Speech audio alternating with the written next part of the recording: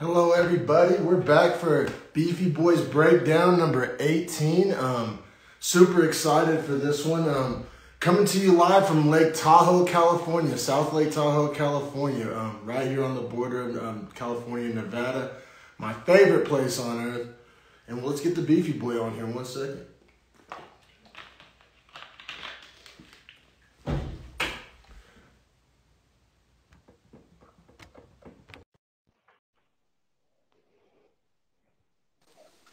Yo, what up? What up, man? How's it going, bro? Good, good. Oh, let me mute this TV. I got the red zone pumping in the background, you know what I'm saying? I'm watching CD Lamb go to – I hate the Cowboys, but CD's going to work today. I know it's weird having a cowboy I finally have to root for. I know. I'm pretty anti-cowboy myself, man. But good to hear it. Good to hear it. Yeah, man. You wearing the patented Harrison Beefy Boy button up there? Yeah, you already know. I got a little. It's flannel season, you know what I'm saying? Got the little bleach flannel out here. Clean with it. Clean with it. I Appreciate feel it. Hell yeah, bro. This is just like my uniform now. I put it on like I'm going to work. Whenever I'm gonna work at a Wendy's drive-thru, you know what I'm saying? I just You're grab the Fight Island tee. Grab the Fight Island tee and let's get it, baby. You know what I'm saying? But yeah, man. I thoroughly enjoyed last night's card. I mean, granted, yeah, me too. You know, I had Fight a Island 4. Yeah, Fight Island 4. Yep. Beefy Boys 18. Almost to that big 2-0. Where Beefy Boys is officially legal now if you want to bang it. This is episode 18. But yeah, Fight Island 4, which the Fight Island numbering is even more confusing than Vegas, but we'll roll with it. It's officially Fight Island 4, Holm's Aldana. And yeah, I mean, I was entertained last night. Like you said, the spreads and the numbers were kind of weird, and as far as on the betting tip, it may not have been the best card to bet, but just from a viewing perspective, it was very entertaining. I definitely enjoyed it.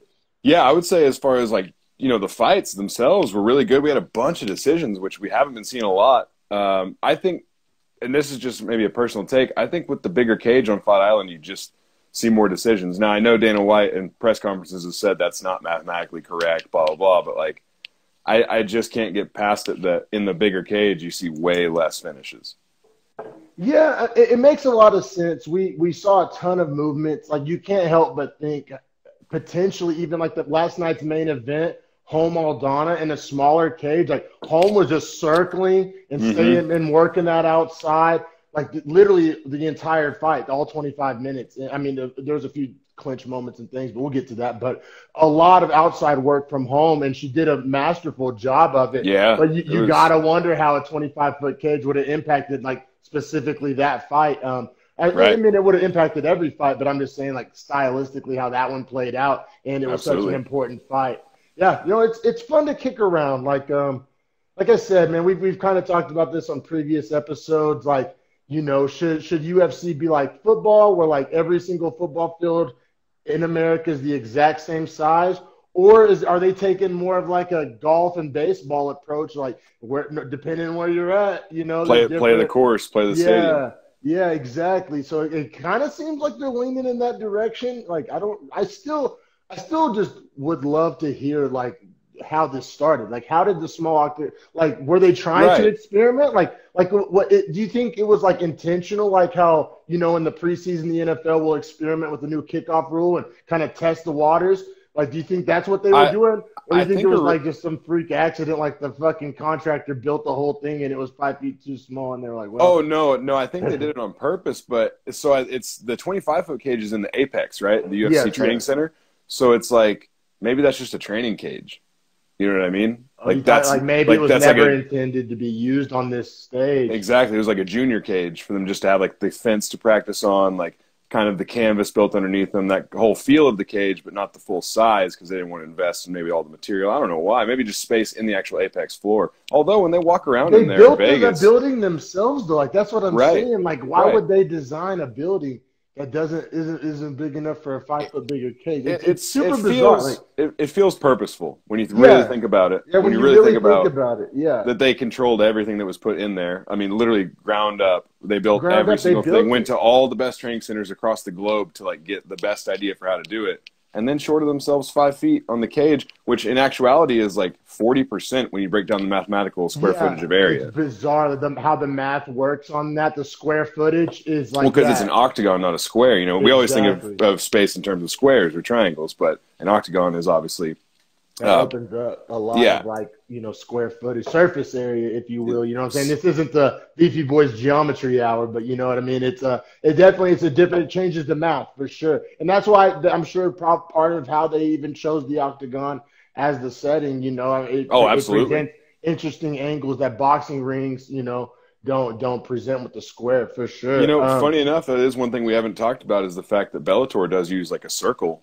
And UFC has octagon trademark. So, like, if you ever watch a Bellator fight, they don't have the hard corners like the UFC. It's actually more rounded on the floor. So it's rounded, yeah. And like I've seen smaller promotions use a hexagon.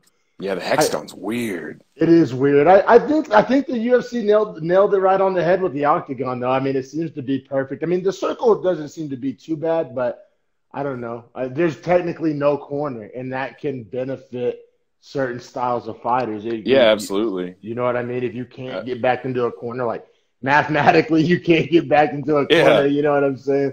Yeah, like Holly Holm would do great in a circle, but in an octagon, there's corners where she has to be able to evade that edge. Yeah. And, you know, different strokes for different folks, man. But yeah, let's get into these prelims, brother. Go ahead and introduce this first fight. Yeah, so the first fight was actually a really fun one. It was about the only one that I really liked as far as betting to make a good amount of money on. Vendramini is a black belt coming into this. Luigi Vendramini, if you hear his name, you're going to think he's Italian. He looks Italian. He's Brazilian. What's up with Brazilians? The Italian Stallion. What's up with Brazilians having names like Johnny Walker or Luigi Vendramini or Paulo Costa? It's like America, though, if you think about it. Like it's just that's true. Yeah, you know what I'm saying? I mean, my last name's Rossetti. I've never been to Italy. You know what I'm saying? Like that's true. Like it's the same. Like Brazil's super diverse. Like super diverse. And the Italians fucked around down there. I don't know the exact history on it, but there's a buttload of Italians in Argentina. Like a lot of like Manu Ginobili. Like that's an Italian name. Oh yeah, Argentina. Yeah, there's like a rich history of Italians down there in Argentina. I know Brazil and Argentina ain't that far apart, so I don't know if that has something to do. No, I'm sure. I'm sure. But he was fighting Yesin Ayari. He's a German guy. Ayari was minus 115. So the technical favorite here, Vendramini was minus 105. So really, this is like a pick'em, essentially. Yeah, it was pretty damn close to a pick'em for sure. But these dudes fighting at lightweight, Jason Herzog is the ref. They came out banging. Like this fight was entertaining off the start. And I really didn't think about it afterward. But I don't know who my fight of the night was. But I mean, this one at least had, you know, an argument for it because it was entertaining as hell for how long it lasted. Well, and like context and storyline matters, right? Like, does it not? Because he was coming off of 2 knee injuries, like 2 knee surgeries. He hurt his knee. Like, I didn't say if it was ACL, but you get the feeling it was ACL. Like, I mean, it was like a year recovery. You get the feeling it was like something really serious. He tore a ligament in his knee. I'm assuming it's ACL. And then he was rehabbing from the torn ACL. And I don't know if he came back a little too early or what, but tore the same exact ligament that it was just operated on. So anybody, I mean, I'm coming back from a minor knee injury right now, and just the thought of that is like just terrifying. Like, and anybody that's came back from one knee injury knows that if you injure it in rehab, I mean, that's like worst case scenario. Like, you know, like that's horrible. So, I mean, how could you not be happy for the guy? You know, and he came out and he starches him in the first round. First round TKO for Luigi. Huge left hook to start that massive flurry and then just poured it on, man. And then poured it on. Yeah, he just – that fight was – I mean, you got to almost feel like that fight was won from just like the heart. You know what I mean? I know that sounds like an oversimplification or a cliche, but like, I mean – it happened so fast, and he had been chomping at the bit for 2 fucking years, and it overcame all that adversity. Like, you got to think just he wasn't losing that fight. You know what I'm saying? He ate some shots, too. Like, they got in the pocket and traded for a minute before that left actually kind of, you know, snapped Ayari down. Yeah, no, they were. He definitely had a game opponent. I already definitely was down to trade for sure. You could also see just the emotion in Vendramini when he won. Man, he was losing his mind, started crying afterward. Yeah. Like I felt for the guy. Like I 2 years, bro. Yeah, like I genuinely was like happy to see him win just based on his own reaction. Like he's lucky to be like walking. You know what I'm saying? Like you fuck up the same knee. Like that shows how far medical scientists came. Like 30 years ago, that fool might have a cane.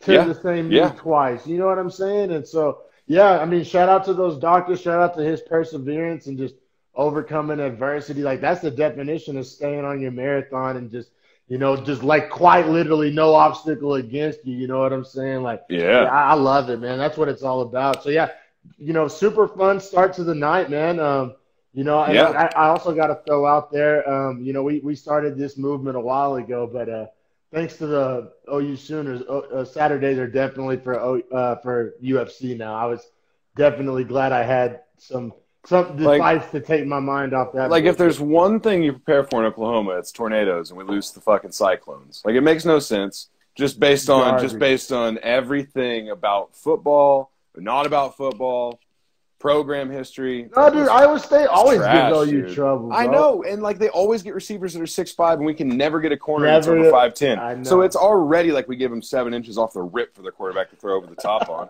It's fucking ridiculous, man. But yeah, this card was my therapy. I was like, oh, good thing I don't care about that because I got this banging ass card to watch.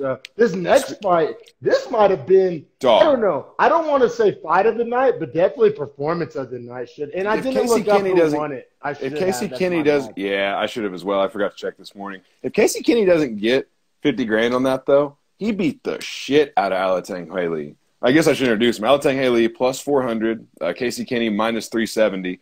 Fighting at bantamweight. Satake was the ref. I hate Satake, but I actually liked him a lot more after the heavyweight fight in this card later. Did Vegas nail those numbers? Jesus Christ. Oh my God. They knew what was about to happen to old boy.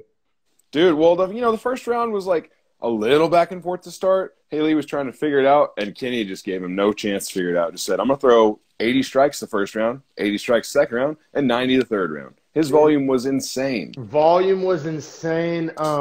That left kick to the body and to hit Haley's ribs. You could see the bruising on each rib.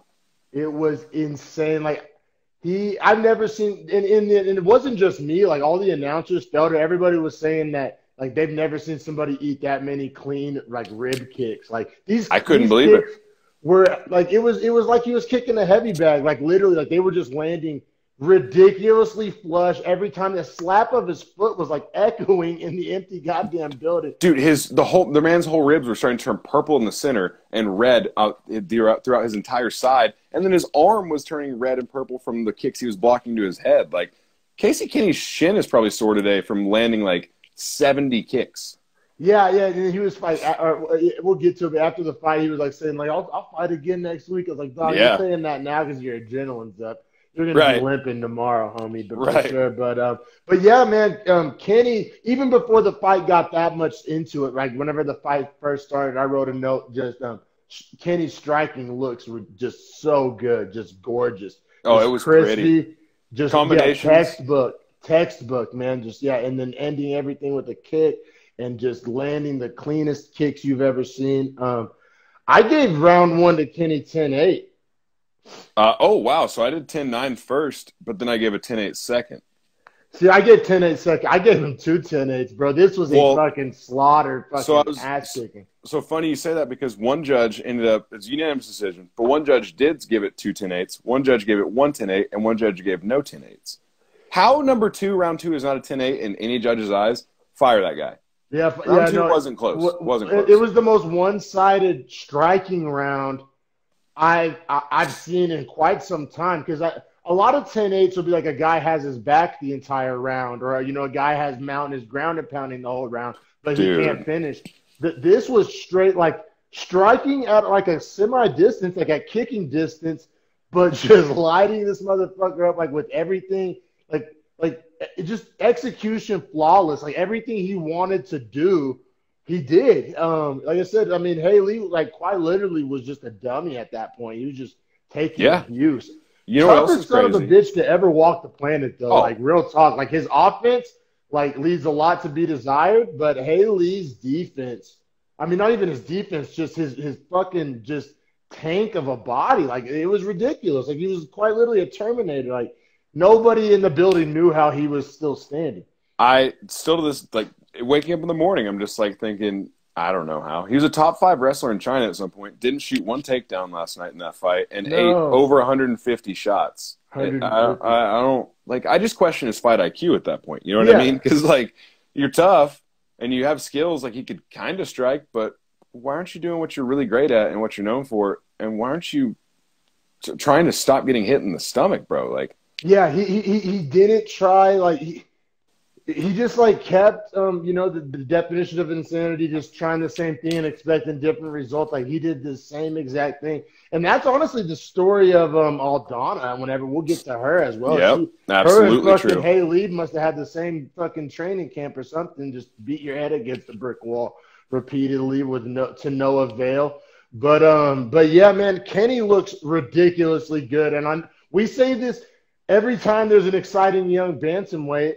You really have to pump the brakes on every exciting young bantamweight just because it's so deep. Like, it's so many. Yeah, like there's so many. Almost every time we watch a young bantamweight, we feel the same way we feel about watching Kenny. Like, there's so many murders. And that's really not an old man's division, man, because going down to 135 for a human male, that's tough. You know what I mean? Like, no, you're right. I think any person listening would just agree outright. Like, 135 pounds for a man to be, if they're over 5'10" in height, that's tough, dude. No, it's tough. It's tough. Yeah, a lot of guys start off at 135 and end up in 45 or even 55 if they fight long enough. You know what I mean? So we've seen that happen plenty of times. So you said, yeah, a lot of young lions, a lot of young killers. But I mean, what makes me excited about him, though, is he seemed to have that blend of athleticism and technique. Like, his technique absolutely was flawless. And he looked his like cardio. His cardio was insane. I mean, his output, his volume.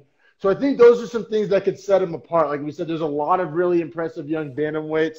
It's honestly does make it kind of hard to get that excited about a bantamweight. I know it. But, I mean, that's as impressive of a performance you can put on. And some will say, well, what about a finish? He didn't finish him.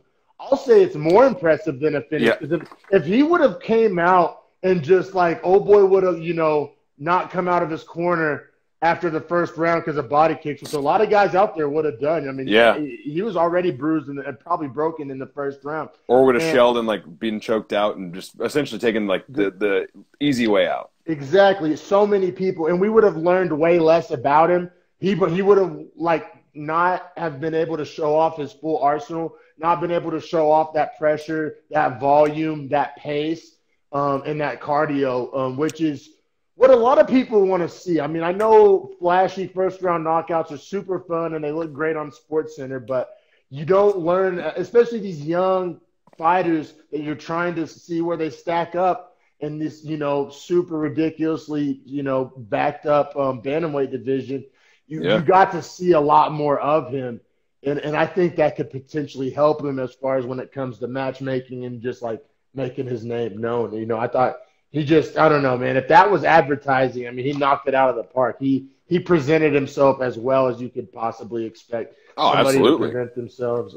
I gave him 30-25, bro. I gave him 2 10-8s, and I gave round 3 10-9.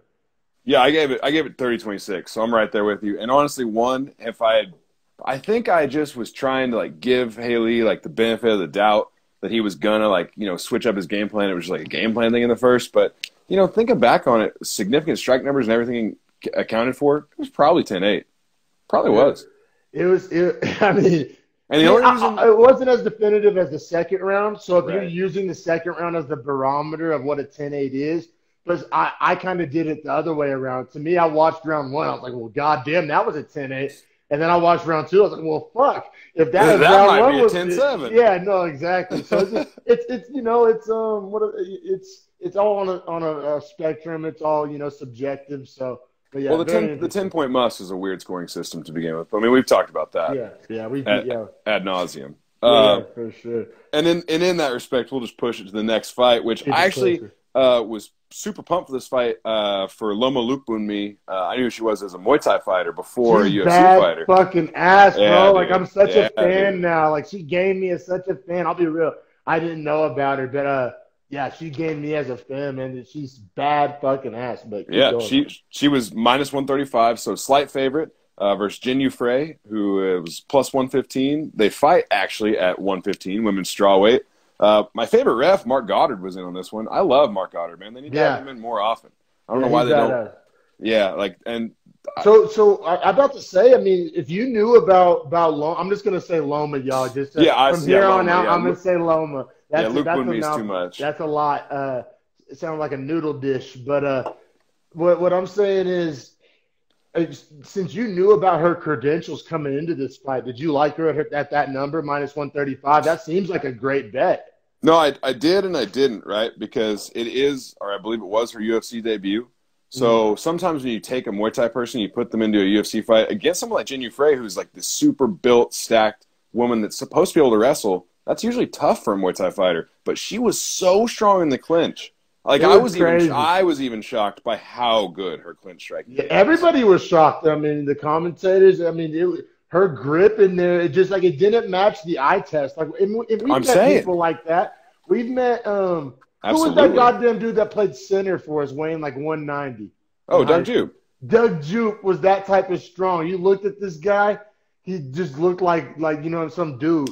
And he was the strongest goddamn motherfucker, like just, and not even weight room strength, just like good luck moving functional that guy. Strength, yeah. Yeah, and certain people are just like that, just like pound for pound or just like dense, like, and it doesn't show through like ripped or physique. It's just like in there somewhere. It's like that like Neanderthal gene, you know what I mean? Where their body's like, no, we're not showing off. Like all these resources, we need them all, and we're gonna put out. It's like DC. Like, if you look at DC, you would not think super athlete, freak fighter. Yeah, but DC doesn't weigh 115 pounds. That's what made this so crazy. She weighed 115 pounds, and she was the much shorter, smaller fighter. And just and it wasn't overall body strength. It was just in that clinch. Like, you can tell she had worked so much clinch in all of her Muay Thai career that those like little stabilizer muscles that you can only grow by doing Muay Thai since you're like 8 years old. You know what I'm saying? That, like, can't, there's no machine at the gym that gets those forearms and shit just that. God, dude, her elbows were so nice. Her knees to the body were good. Her teep kicks were nice. Like, she put on a Muay Thai display. Now, for Jin Yu Frey, she should have tried to, I guess I say this in hindsight, I would say she should have tried to engage more. But I guess if you're engaging and Loma is grabbing for the clinch and holding you in that clinch, what are you going to do? You know? Yeah, no, I mean, this fight took place on Loma's like terms. You know what I mean? Like, she fought her fight. And we've talked before how that's like the definition of easier said than done, fighting your fight, like getting the fight on your terms. Like, sometimes it happens, sometimes it doesn't. But the fight was totally on her terms, largely due to that clinch, like we said. A few things I wanted to know. They kept talking about how in Invicta they fought at atomweight, or they were going to fight at atomweight, which is 105. I had no clue how weight class existed. And is that Atom, like ATOM? Yeah, like an atom, yeah. First off, I love that name. That's awesome. Like, real talk. Like it's I don't want to see that weight class in the UFC, but I wouldn't mind that name replacing the name strawweight.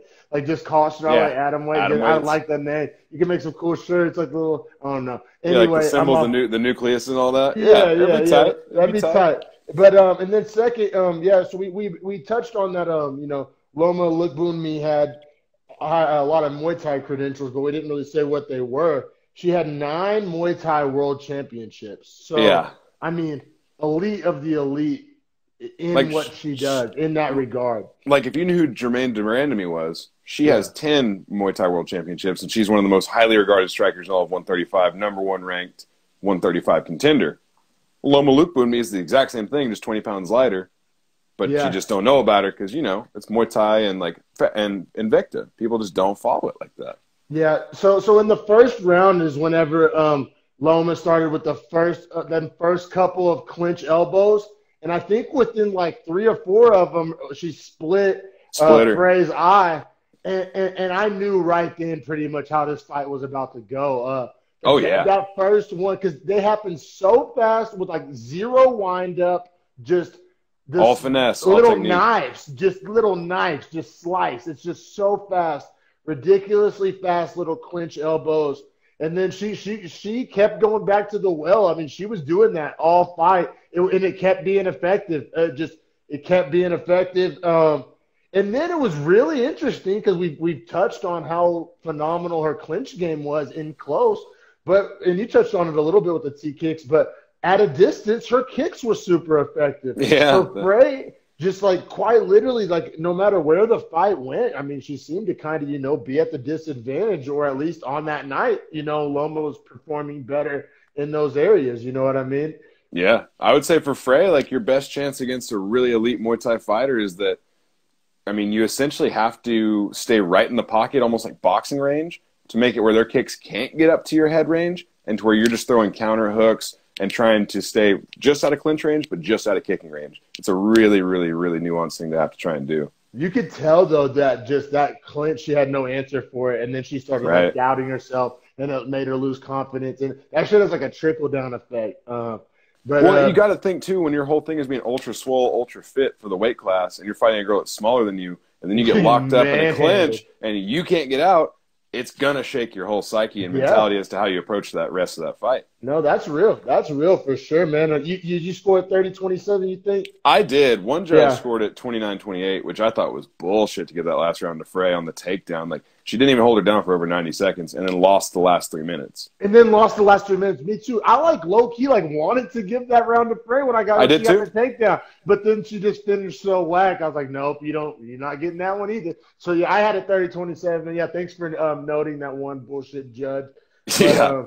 But hey, man, that was a good fight. Unanimous decision win for Loma Lookboonmee. Fucking hell of a debut. Goddamn, I'm looking forward to her next fight.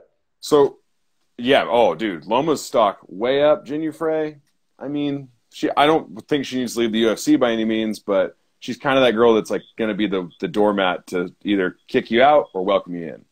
Yeah, until she puts together a couple of nice wins, and that's just the game and how it goes. But my bad, brother. What were you going to say before that? Oh, I was just going to say the next fight was actually the one I thought would be fight of the night. I don't think it was in hindsight. It was a banger of a fight. No, I was looking forward to this one too. I watched this video. Dana White was kind of hyping up this fight on Instagram earlier in the week. The story between Jordan Williams, it had a really nice contender series, like really violent KO, like just a few weeks ago. And he looks all big and athletic, and I was really looking forward to this one as well, so I'm glad you mentioned that. So check this out. Jordan Williams was on the Contender Series as a replacement for Imavov. He fought Imavov's opponent on a short notice replacement, KO'd him, got the contract, and then Dana White, like Nasruddin Imavov is this beast of a fighter that they've been trying to bring over for like about a year now, and he's finally signed on. Yeah, so Dana, this was kind of a setup, I felt like. But it was also a good test, right? Because Jordan Williams is actually holy shit tough. Like holy shit, he ate so many shots. Tough. He looks also he really kind of got young. fucked by the ref. Like baby face young, and just like you can tell his body. And I feel like his body has some filling out to do. Like, did you know how young he is? Did you write down how old he was? Like, he looked so young. Like I want to say he was 24. I think he was 24. Yeah, maybe. I mean, I don't know, man. He just looks so not developed yet. But 24 for fighting is super young. That's baby. That is. You're right. Yeah, that's body, super young. I think his body has a lot of growing to do. Some fighters, we say they shouldn't get in the weight room, or what is this guy doing? This isn't football. But I think he could benefit from a few reps on the old bench press and squat rack and just kind of sturdy out his frame a little bit. No, it's super interesting you say that because they fought a middleweight. He weighed in at 182. I don't think he's cutting. I think that's what I'm saying, bro. He's a 170 pounder. He's a 70 pounder.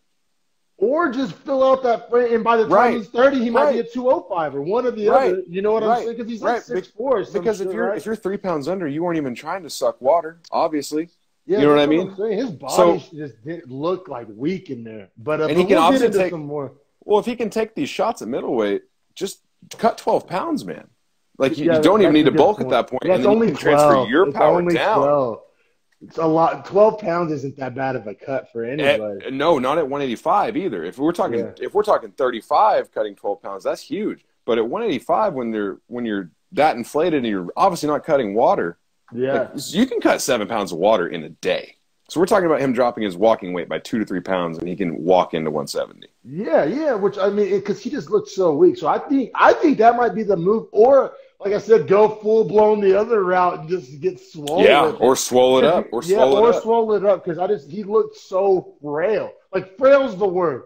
Like, and I played football with guys like this that, like, come over from track or basketball. There's just a certain, like, not hardness to your body. Like, that only comes he looked like jello-y.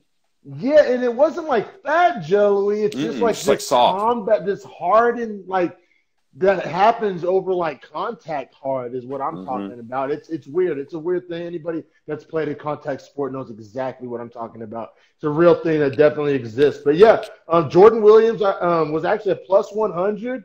And then Imavov was minus 120. So, if you liked either guy, I mean, you know, I'm sure some people made some money off Imavov if you're saying he's a well-known beast. So that's like the thing with all these fights, right? Is they were either almost even money or they were like plus 400.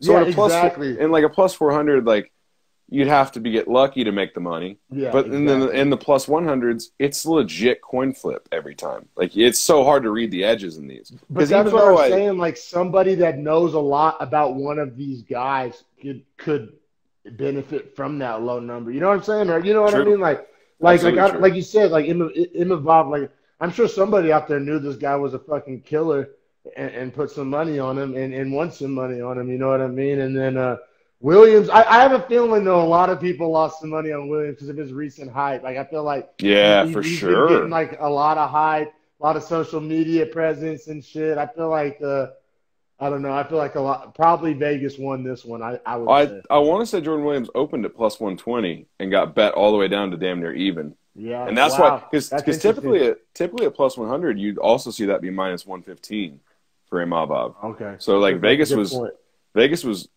moving these lines based on money coming in on Williams. Yeah. And maybe that's because people knew Williams had a great chin, and Imavov's only known for throwing 1-2 combos and really being like his nickname's Russian Sniper, but he doesn't throw big combos. No, Dana was on Instagram stroking Jordan Williams all week, bro. I'm telling you, that's crazy. Like, and I'm sure just a lot of people were like, "Well, goddamn, I mean, this guy. I mean, Dana keeps saying he's fucking good." But anyway, yeah, we'll get to the fight. They fought at 185. I also wanted to know Williams is the first diabetic UFC fighter. Yeah, very cool. So that was really cool. Yeah, I will say the third round looked tough on him. Like he looked dead in the third round. Yeah. And I think that's a lot to do with it. That's gnarly. Yeah. Oh wow, I didn't even think about that. And that might even affect his ability to cut to 170. Maybe that do that because his kidneys don't work right.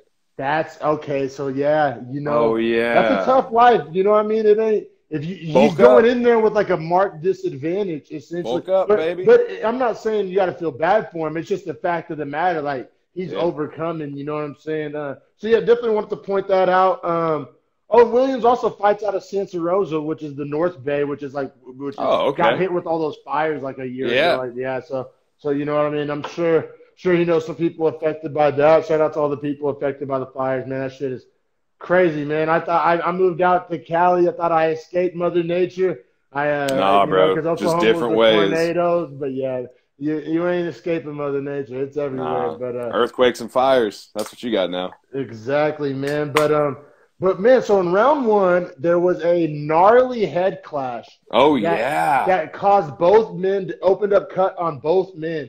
And Mamov got dropped from it, and he was the one that went in. Yeah, it was crazy. Yeah, so it's like Williams got probably the worst cut, but like Imavov pretty much got like concussed from it. Flash knocked out. Yeah, it was a gnarly. So as soon as that happened, I was like, yikes, this isn't gonna be the prettiest fight on the eyes, and I was correct. And then the knee and the nuts, like there was like a step over, like he tried to throw it, and Williams just like honestly, it was a full mistake. Like that was completely accidental. But dude, Williams was pissed off when he got hit with that. Yeah, so exactly. We had the bad head clash with the pause, and then we got the bad groin strike with the pause. And this fight was just a sloppy fight, a weird fight. everybody thought it was going to be the most amazing fight, and maybe without the head clashes and dick shots, it would have been, but it just was an ugly, weird fight. I kind of felt like Sataki did not ref well in this fight either, man. Like, I think he gave a bunch of advantage to Imavov and was always on Williams. Like, he was never cool to Williams. I didn't understand it. He seemed to be, like, second-guessing himself. Like regardless of if I agree with or disagree with whatever took place, he seemed to not be that confident in it. You know what I'm saying? Like, kind of like there'd be, like, question marks at the end. Like, he was, like, looking back and forth between both guys. Like, wasn't I? No, yeah, he was, like, asking them. Exactly. It was weird. It was really – he did not seem to have a firm, like, he wasn't driving the steering wheel, as we like to say. But so who did you give round 1 to after all the 9,000 stoppages and sloppy bullshit? I gave it to Williams. I did too. The strike numbers, after all the dust had settled, it was like impossible to even know what was going on, like if you were watching it live with no stats. So I did go look at the numbers because it was such a shit Were they in show. Williams' favor? By a lot, yeah. Oh, okay. Wow. You wouldn't think so. Yeah, and there was so much happened. It was like hard to, even keep track just watching it without the stats. So I went back and looked at the numbers on that one, and Williams had him on the numbers, so I gave it to Williams. It should show up in first round. Like, if you could give somebody a 9-9 on that one, they both deserved it. It was a whack first round. But round 2, Imavov came out really strong, and I gave round 2 to Imavov. His ground and pound started round 2 was the turning point of the fight because Imavov had that nice ground and pound and just rode him and just sucked the life out of him essentially. And then in round 3, Williams came out as we alluded to earlier. Whether it was due to the poor round 2 or due to the diabetes or whatever the hell it was, he was barely, you know what I'm saying? He was like staggering along in round 3. His energy bar was all the way depleted. I don't think Williams has had a fight last longer than 6 minutes in his career, if I can recall that correctly. So in that aspect too, anything past midway point in the second round was pretty much uncharted territory for him. Combined with having diabetes, like that gas tank's got to be just hurt. He's like whenever you're on 2K and like your My Player has like a Gatorade logo by their name and they're super ass and like getting the ball ripped and just being trashed to their tie. Like that's what he looked like. Like you know what I mean? But I mean, kudos to him. He didn't want to throw in the towel. I mean, he ate a million shots. Tough son of a bitch. He had the cut because of the inadvertent head clash. I mean, like I said, this fight looked like it wasn't really fun for either guy. But Williams definitely came out on the wrong end of it. Go ahead. I was just saying, the third round they clashed heads again. And both fighters looked at Sataki like, "Are you gonna fucking like do something about this?" And Williams like holding his eye, like, "What the fuck?" And Sataki looks at them both and he goes, "It's a fight." Hey, no shit. No shit, Sataki. Obviously, they signed contracts for it, man. They know it's a fight, and they both know they just headbutted each other. So why don't you know that? You're the ref. I had big problems with this, man. Like, my final note on it was a poorly officiated fight. It was a poorly officiated fight. It was a poorly fought fight, in my opinion. It was sloppy third round. And if you think about it, though, like, even give, like, a robot perfect ref, that still would have been a hard sloppy round. Yeah, you know what I mean? Just the head clashes, all that. For Williams to be as tired as he was, and Imavov to not be able to finish him, or Imavov to be as tired as he also was telling to me that like Imavov might need to work on his cardio. Oh yeah. I think that's very fair.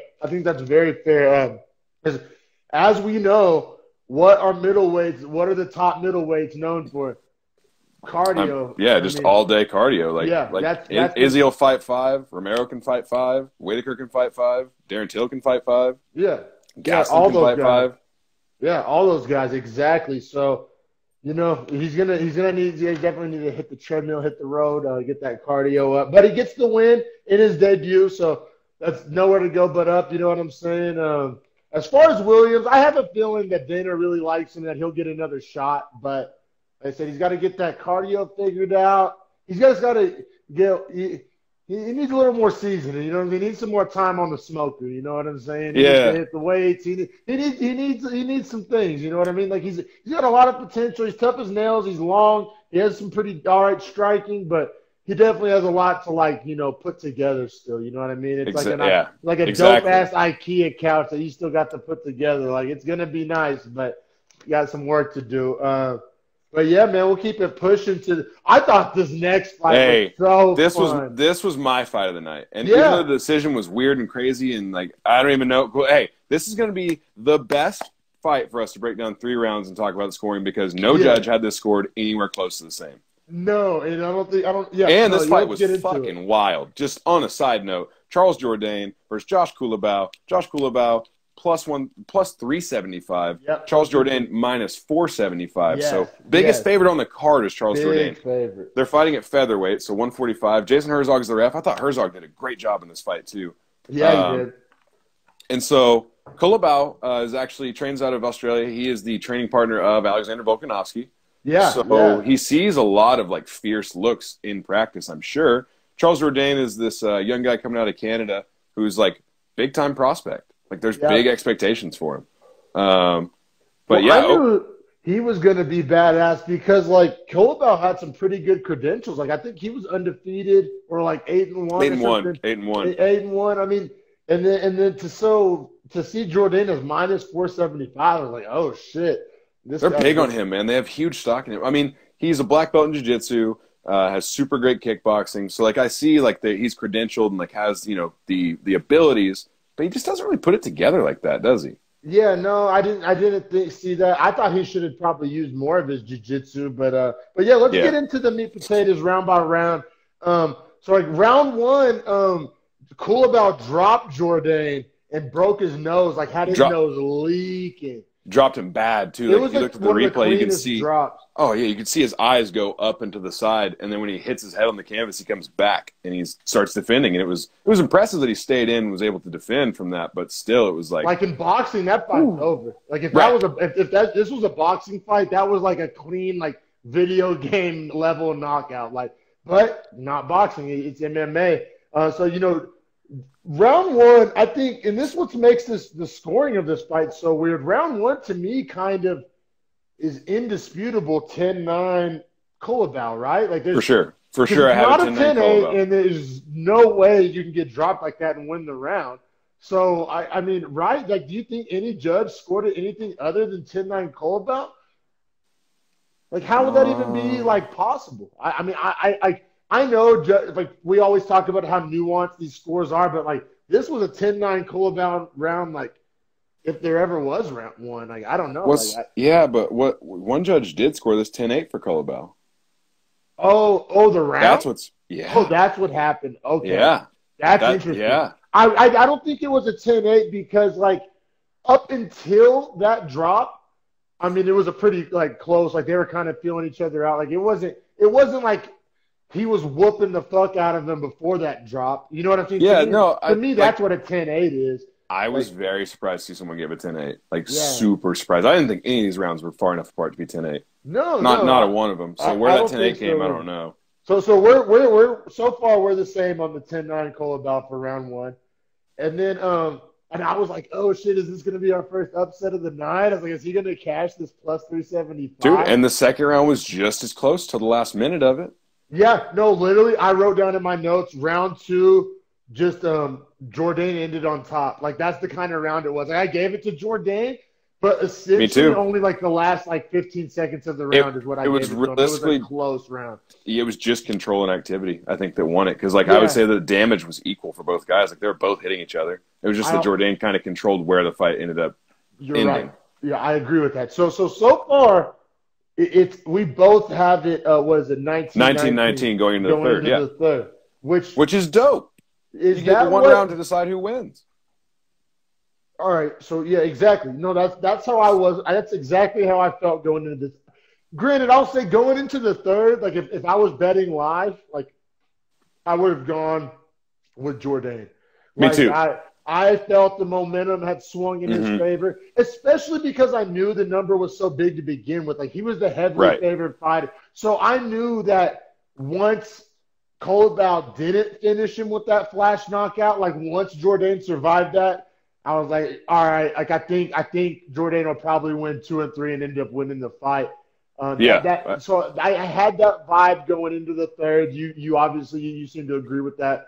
Yeah, that's exactly how I felt, because I was like, if you're the betting favorite prohibitively like that, then I would assume you can make adjustments coming into the third round if you've at least, gone 1-1 in the first 2 rounds. I would assume that you're the better fighter after those 2 rounds.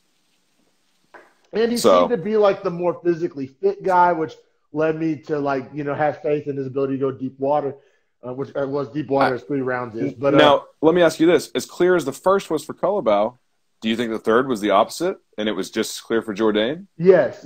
I thought that's why I really, really, really don't understand where this controversy is. Like, I don't understand the scoring. I just don't understand the scoring. Wait till I read these scores off too. Like, I wrote them all down because they make no sense. Yeah, thank you for doing that, brother. So I mean, because in round 3, Jourdain had a lot of grappling control. Like, I don't know the exact number, but he spent multiple minutes in grappling. Oh, dude, when he got him in the triangle choke, inverted triangle with the armbar, and didn't finish it, but had him held there for 90 seconds. Yeah. I mean, that in and of itself is a damn near fight ending. Exactly. And then I also wrote down sub attempts. There was 3 different sub attempts in that third round, which, I mean, attempts, he didn't land it. But, I mean, you mix that with the grapple control, and there was some pretty goddamn decent ground and pound mixed in with all of that. Honestly, aforementioned, so I don't understand, I mean, to me, there's 0 chance that Jourdain lost that round. So, I mean, to me, I had it, was it 29, 28 for Jourdain? That's exactly how I scored it. 0 controversy. Like we've scored murky fights, bro. This wasn't the murkiest fight. We've seen way murkier. Now, this was, I don't know. Now here's the fun part. I'll turn it over to you. This is where I'm so happy we agreed on how we score it. Yeah. Because not one of the judges agreed with us. No one scored it like that. How the fuck? Right? It wasn't even controversial to me. Like here are the scores. One judge scored it 29-28, Culibao. So he thought he maybe won the second or third. He must have thought he won the second, I guess. He had to have him winning the second. So he gave him 1-2 and then gave Jourdain the third. One judge had it 30-27 for Jourdain. He said he won the first round. That's just how would Jourdain win the first round? Shout out Tom Segura, full-blown Cajun on that. Yeah. Actually, you know what? The more I think back on the first judge's score, I'm not that mad at it because we both admitted that round 2 was essentially a toss-up. We both gave it to Jourdain. I think most takedown and had control in the last 45 seconds. No, I agree. We both, but I'm just saying it's not egregious. It's not as egregious as Judge 2. Judge 2 is more out of line than Judge 1. You're right. Hierarchy of whackness. You're right. And then the final judge scores it 28-28. Scored the first round 10-8 for Culibao, and the other 2 10-9 for Jourdain. Yeah, and so I at least like his logic. He has a more arguable case. I disagree with that case, but the reasoning, where he's coming from, doesn't seem left field to me. The second judge just seems quite literally what drug were you on? You're talking 30-27 guy? Because I don't understand how you ever got that exactly. Score. You literally didn't watch the same fight we did. Yeah, right. Like Judge 1 and Judge 3, I disagree with, but playing devil's advocate or putting myself in their shoes, I can kind of, plausible decisions. Plausible. Thank you. That was the word I was looking for. But Judge 2 is just straight up full of shit. Just straight up on some other planet. Yeah. Do you think he had money on Jourdain? Super weird. For anyone that's listening and hasn't put it together, this was a split draw. One of the most rare decisions you can find in all of combat sports. Yes, but getting seemingly less rare with these Cajun judges. I don't know. I feel like since we've done Beefy Boys, this is our 4th split draw, right? No. We've had majority draws. Oh, majority draws. We've never had a split draw where all 3 judges score it differently, but no one's elected winner. Oh, okay. Thanks for clarifying that for both myself and the viewers and listeners. Yeah, they're super rare, dude. They're so rare. They're so rare, and that's because all 3 judges had different scorecards. Yeah, right? One guy scored at Jourdain, one guy scored at Culibao, one guy scored a draw. And then a majority draw is when 2 guys scored a draw, right? And one guy has a winner, but the other 2 have said it was a draw. So you have to go with the majority. Scenario where all 3 judges scored a draw. That's unanimous. Correct, which is a unanimous draw. Mm-hmm. For sure, man. Wow. It's I knew that without knowing it. I just had never taken the time to actually, think it all the way through. But that's very interesting. Wow. So a lot of, like I said, last night was a ton of fun, bro. I was watching it. Granted, pretty fucking hard to not have a good time in a badass Tahoe lake house, eating True. wings and drinking beer True. and watching fights. But that being said, like these fights, I mean, like I said, we got the really unique decision here with the split draw. We got finishes. So, was that fight of the night for you? I think it was for me in hindsight. Now we broke it down and talked about it. Maybe not. Maybe not. Let me see. I don't know. I don't know. The main card had some baller fights, actually. Let me see here. You know what? Yeah. I would give that fight of the night. I'd give that fight of the night. I think I would for the battle that both guys went through. But, you know, this strikes me as a card where Dana, and goddamn it, fuck us for not looking this up, but this strikes me as one where I could see Dana maybe doing a bunch of performance of the nights instead of potentially a fight of the night, because there was some lopsided victories that were phenomenal performances that weren't necessarily great fights, and we'll get into that, especially on the main card. But yeah, I mean, if this one fight of the night, I'm not mad at it. I mean, a split draw doesn't get much closer than that. Granted, I think just the second judge's scorecard makes it just, I can't get over that. Like, it's hard for me to even think about the fight, like, because it feels tainted, right? Like it feels tainted. I don't even know if that's the right word, but we can go with it just slightly. Something's off about it. You know what I'm saying? Like, it just feels like some bullshit. It's not a true split draw. Like, like that's not a draw. That fight wasn't a draw. Like Charles Jourdain won that fight. Love Josh Culibao, especially for the odds he came in at. But Charles Jourdain won the fucking fight, man. He won the fight, yeah. And exactly. It should have been one of those situations where we're talking about it like, you know, Jourdain won the fight, but goddamn it, Culibao should have his head, you know, he has nothing to be ashamed of. You know what I mean? Exactly. It should have been one of those situations. Like, you know, Culibao gave him everything he fucking bargained for as a plus 375 underdog, but, you know, in the end, Jourdain won the decision and outlasted him. Like, that should be the narrative. The breakdown. Mm-hmm. But we're sitting here talking about split draws. But yeah, man, we'll keep it pushing because I want to give Condit and McGee their time, and I want to give them their dues, man. Because I thought Condit looked so good. Like, he looked great. I was like getting ready to like come in here and have our typical post old fighter spiel. You know what I'm saying? Like, we have like we've done it so many times now with two guys that shouldn't still be fighting to come in. Dog, I've been shitting on that fight for the whole week coming into it. I've been saying these guys are 1-9 combined records going into this fight. Condit hasn't won one in his last 5. Court McGee has won 1 in his last 5, and it wasn't the last 2. So it's like, and they're both old as shit. They're fighting at 170. This whole week leading up, I was like, this is a bullshit fight. I hate it. It was a good fight. It was a good fight. I'll be real, man. Fuck me for being this kind of UFC fan. I just was kind of excited to see Carlos Condit back in there. Like, God. God damn. Oh, I'm the worst. I know. I was like, you know, like, would I rather watch Carlos Condit or some guy from Turkmenistan that I don't fucking know? And at least Carlos Condit has a crazy cool style when you watch him. Like, he is very unpredictable. I don't even think he knows what he's going to do. Like, his movement is weird, dude. It's like a jazz musician in there. I started thinking about it, like, when you have ever been moving, or like even in like any sports you've played, like you find like a rhythm in your movement usually, right? Or like you find rhythms in your like athletics or workouts, like all kinds of things, right? Yeah, I try to, especially like me being a linebacker, and like especially in college, I was more of kind of like a specialized blitzing linebacker. More. And to me, it was all about rhythm. But to me, it all started because this isn't going to translate very well to mixed martial arts because it was all about the snap count for me. Like, if I could jump that snap count, it was all fucking downhill from there. But that's you getting the rhythm of the quarterback. You know what I'm saying? Like, that is rhythm. And I was good at that shit, too, you know, if I don't mind, if I do say so myself. But yeah, man, so rhythm,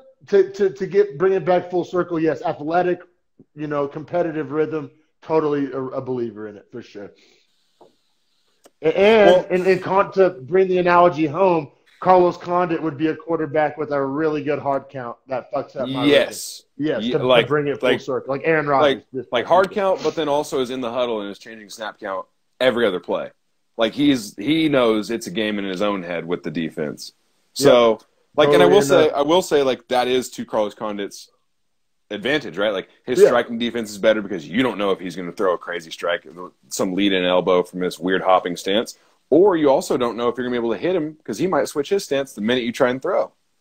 Yeah, and I do want to mention Condit was a plus 110 underdogs. I mean, pretty goddamn close to a pick 'em, right? I mean, there was a lot of those on this card. A lot of close Vegas odds. Something else, I think I mentioned this to you, but I didn't mention it yet on the podcast.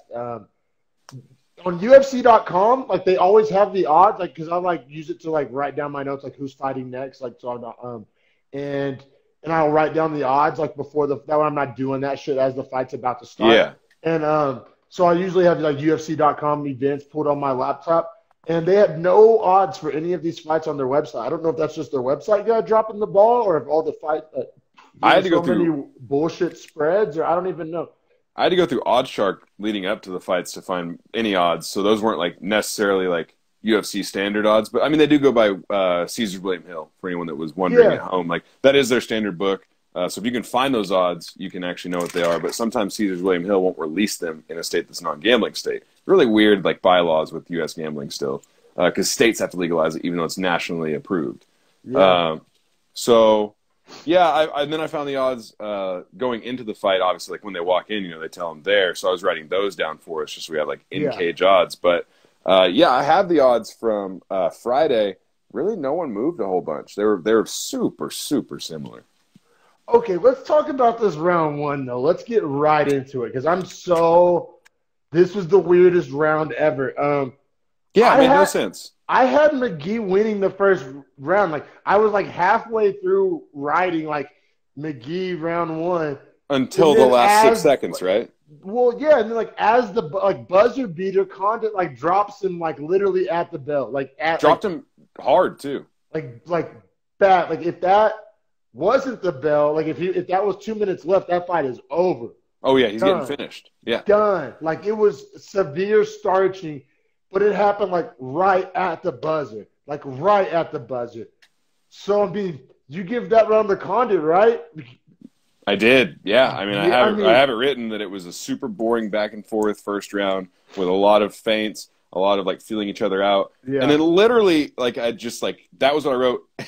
And then I go literally last 6 seconds, Condit drops McGee with 2 seconds left after a flurry. Okay, so I guess flurry starts 6 seconds, drops him with 2 seconds. And then I was like, stole the round. Yeah, it's the biggest thing that happened that round. Definition of stealing a round. If you look up stealing a round, bingo. Different dictionary. You should have a video of that for sure. We're on the same page. They're 10-9 Condit after one. Then round two, Condit's like ability to keep the distance and just this distance striking was gorgeous. Just good activity too, man. Like he stayed busy, stayed working. Busy. Yeah, that's what I was also excited about because how many times have we seen an older fighter coming back, and they're just not active, not a lot of volume, just you know what I'm saying? We've seen that happen a million we see it times, all too often, like Tyron Woodley. Yes, exactly. And I was low-key a little worried that that was going to be the case, but Condit put that to bed definitely in the second round. Especially after the first round, they were both kind of pussyfooting around, and I was like, oh shit, here we go, another old guy fight with a bunch of, not a lot of action. But round two, Condit just fucking cranked it all the way to 10. Yeah, and Court McGee is tough, man. He's only been finished once in 29 fights. And I think that was a submission. It wasn't even a KO TKO. So very, very tough. And Condit did mention that in his post-fight interview that he knew coming in he probably wasn't going to KO or TKO Court McGee simply because they haven't seen it happen in 30 fights. So he's like, why would it happen for me? So good game plan on him to prepare to just strike him out for 15 straight. Yeah. Yeah, I like that. And he did a great job of it. I mean, his kicks. Absolutely. His kicks looked really good through a variety of kicks. And then did you give round three to Condit? I did, yeah. I just thought he was once again more active, was still landing a little more. Court McGee actually just looked really tired by the end, man. He looked worn down. He looked kind of physically beaten up a little bit. Yeah, no, I agree. So yeah, Condit wins the unanimous decision. I'm not saying he has like a run in him, but he looked good, man. He didn't look like shit. I'll give him that. He showed up and he didn't look like shit. Now he was entertaining to watch. Essentially, it was a fight for him to like either stay in the UFC or get kicked out. No, totally. That's how I felt about this fight. Yeah, I didn't like. This was either going to end like this or end like Cerrone did last weekend. Bingo. You know and then I guarantee in the post fight interview, which I haven't watched with like Dana, the interviews they do right after, if Condit had lost, I bet Dana would have been saying it's probably time that me and him have a talk. Totally. But after him winning and looking good, he's probably going to say, yeah, we'll see what's in the future for him. You know, it looks like he's still has some game. Without a doubt, man. What have you done for me lately, man? Cheers to everybody still listening. Everybody tuning in. I really appreciate you. Thanks for being a part of the Beefy Boys Breakdown. Podcast with no audience is not a podcast. It's just insane people talking to themselves. So thank you for separating me from them. But yeah, we're going to keep it pushing. And this was a great night of fights. UFC Fight Island 4. Rocking my Fight Island shirt right now as we speak. Love this shirt. I love the whole concept of Fight Island. I fucking wish I could just be a fly on the wall and check out what it's really like on the island. But yeah, we're going to get this main card continuing here with my beefy brother Harrison. Let's get him on here.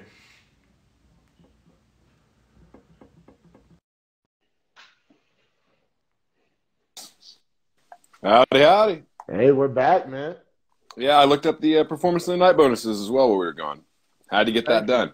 So if we want to just get those right off the top, it's no fight of the night. No fight of the night. I was right on that. Yeah, and I read it and I was pissed. I was like, God damn, Dana back on his bullshit. So, fight of the night bonus to Jermaine Durandamy. Okay, I could see that. To Kyler Phillips over Cameron Else. I don't know about that one.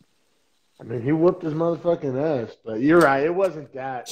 A bonus to Dusko Todorovic. Yeah, he looked good. He did. And then the final bonus was to Luigi Vendramini. Oh, okay, good. I'm glad he got one. I mean, shout out to Luigi. Our dudes got one. Right. They got fucked. Jordan or Colabal. Wow, they did get fucked. They got fucked. They did. Yeah, I would have rather seen they should have done that fight of the night and told Kyler Phillips to fuck off and gave them his bonus. Honestly, I didn't even think Kyler Phillips looked that great, man. Cameron Else looked bad more than anything. Than Kyler Phillips looked great to me. I mean, maybe I'm wrong. Yeah, I mean, Durandamy definitely deserved it for the sub, and we'll get to that. But I knew she was going to get one. I knew she was. I was mad. Well, I mean, she deserves it because, you know, she submitted a Brazilian Jiu-Jitsu black belt as a Muay Thai striker. So, like, yeah, I mean, I get that. Yeah, I don't know. I would have liked to see a fight of the night. Me too. Yeah, I would have liked to see it. But what can you do? You know, they got their 50 Gs, but yeah. Well, I mean, man, so the main card, you know, we got a 5-fight main card here. Got another middleweight fight, our favorite weight probably, as we always talk about. Jason Herzog reffing. It's Dusko Todorovic, or Todorovic, however you say it. I don't know. That one's hard. Yeah. Versus Daquan Townsend. Dusko was minus 360. Daquan Townsend was plus 290. Townsend's chin is just next level. I mean, first note. It's the first thing I wrote. It's the only thing that use it. Yeah. Hey, so they say some guys lead with their forehead. He leads with his chin. It's a crazy strategy that doesn't pay off ever. And they kept just like hyping up his kickboxing credentials, which, I mean, I'm not taking away from anything he's accomplished in the sport of kickboxing. But I'm just saying it didn't seem to translate to me because I'm pretty sure in kickboxing you're not supposed to get punched that many times either. You know what I'm saying? Like, I don't know. I mean, obviously, you know, I'm not going too hard on him. I mean, Dusko's a bad motherfucker, and I mean, he didn't fight horribly, but yeah, I mean, round one. It was pretty much all Dusko all night. Round one, all Dusko all night. I mean, I think that is the best way to surmise this fight. The thing is, we talk about it on our podcast sometimes, like quantity versus quality. Like, is it better to land a million little pepper shots or a couple big damaging counter strikes? Like, who wins that round? We talk about that dynamic a lot. But that's tough too. It didn't come into factor here because Dusko won both quantity and quality. Was it the point I was going to make? Go ahead, brother. Oh, no, I didn't mean to interrupt. I was just going to add on to that and say that, you know, like Nate Diaz can win a fight through accumulation, you know, Colby Covington, accumulation. But then you got guys like Kamaru Usman that will just put out, like, accumulation in different ways, or they'll put out one strike shockers. Yeah. That's the thing with Usman that, like, not to get out too far off topic, but Usman kind of, like, I don't know what to think about him ever.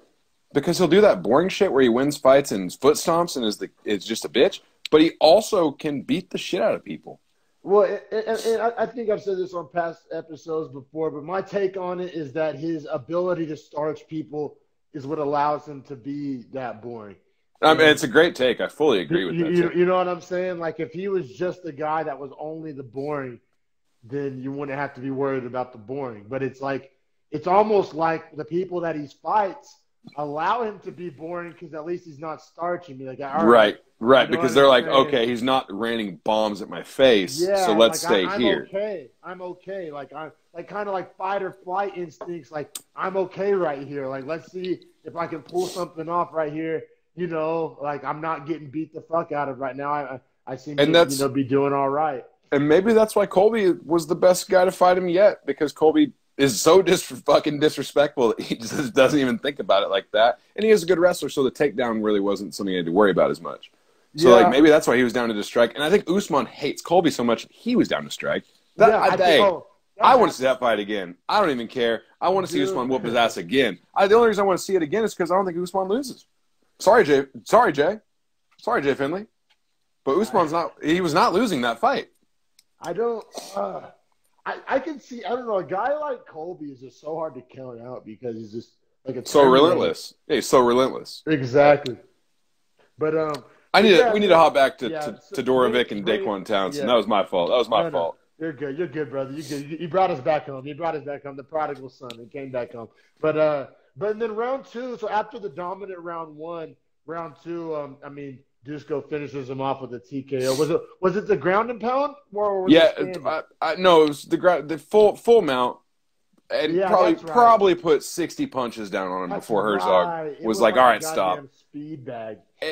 And Townsend never quit defending, in my opinion. No. Like, I honestly thought it was maybe a suspect stoppage in the definition of he was not defending himself intelligently. He was intelligently defending himself. He just didn't have anything else he could do. No, I feel it. This fight put the ref in a really weird scenario that I think he actually handled well because I'm not really mad. No, Herzog had a baller night as far as refereeing. I mean, because you're right. I mean, you know, Townsend it's one of those things where he wasn't going to win the fight, but he was still fighting. He was. Like, if you really want to die on that hill and make that argument that it was an early stoppage, like, by dictionary definition, you would be correct that it was an early stoppage, but I think we're getting past that, man. I think we're getting to the point where fighters see that they're, like, really doing them a solid. Yeah, like, and I hope that's the culture. I hope that's the culture. Me too, man. And I used to not feel the same way, man. Like, no, I used to want to be out. Like, I used to want to see him go out. And that's what the UFC used to be when you go back and watch old fights, dude. Ground and pound was like till the dude's arms went back onto the mat flat and they were out. Yeah. That's bad for your brain. No, it's bad for a lot of shit, man. It's bad for the money, too. I mean, just less. Yeah. Just can't fight as often. Model. Yeah, you can't fight as often. Yeah, as often or as long, or you know what I mean. It's all bad. Like there's zero upside to that. 100% agree. Like I said, man, back when I was young and 18, 19, playing football, if I got my bell rung, I would definitely hide from the trainer and definitely not want to have to be sat out with a concussion. It's part of it, but I think you know what I'm saying. I think the older and as society progresses along, and I know we always crack jokes saying how soft it is and everything, but in like certain regards, like I think we're moving past the whole that was an early stoppage. Like I think we can all kind of consensus agree that the ref had everybody's best interest in mind. You know what I mean? So yeah, I don't know. I'm sure there's some bloodthirsty savage out there that would disagree, but yeah. So Dusko Todorovic covers the minus 360. He looked really, really good. Remains undefeated. Want to note that for him. Undefeated. A lot of middleweights. I don't know. To me, I didn't see elite. Like, I mean, he handled business. He handled business. Like, he fought really well. I see really good. I don't see rocket ship I didn't see Brunson. I didn't see Shabazian. I don't know if he's top 15 necessarily even. This guy's like a guy that's going to float right on the back end of 15-20, I think. Maybe he'll get to the top 10 just based on this early initial run. But I think when it's all said and done, kind of like a Johnny Walker, he's going to sit on the back end. Yeah, I think that's fair. I think that's totally fair. And then Townsend, they said this was like his 4th debut, right, or some shit like that. Like, yeah, the UFC keeps giving him chances because, like I said, everybody keeps talking about these kickboxing pedigree, but goddamn, he fails to bring it to the octagon. It seems like. I don't know what it's like. He's afraid to throw, or is inaccurate, or I honestly, man, that fight didn't tell me a lot about him because he got dominated so fucking much. Well, and then I totally agree with that statement. And then you also learn that's apparently happened like 3 other times. Like, right. He's had like 4 debuts and lost them all in, I think, pretty similar fashion, I believe. Yeah.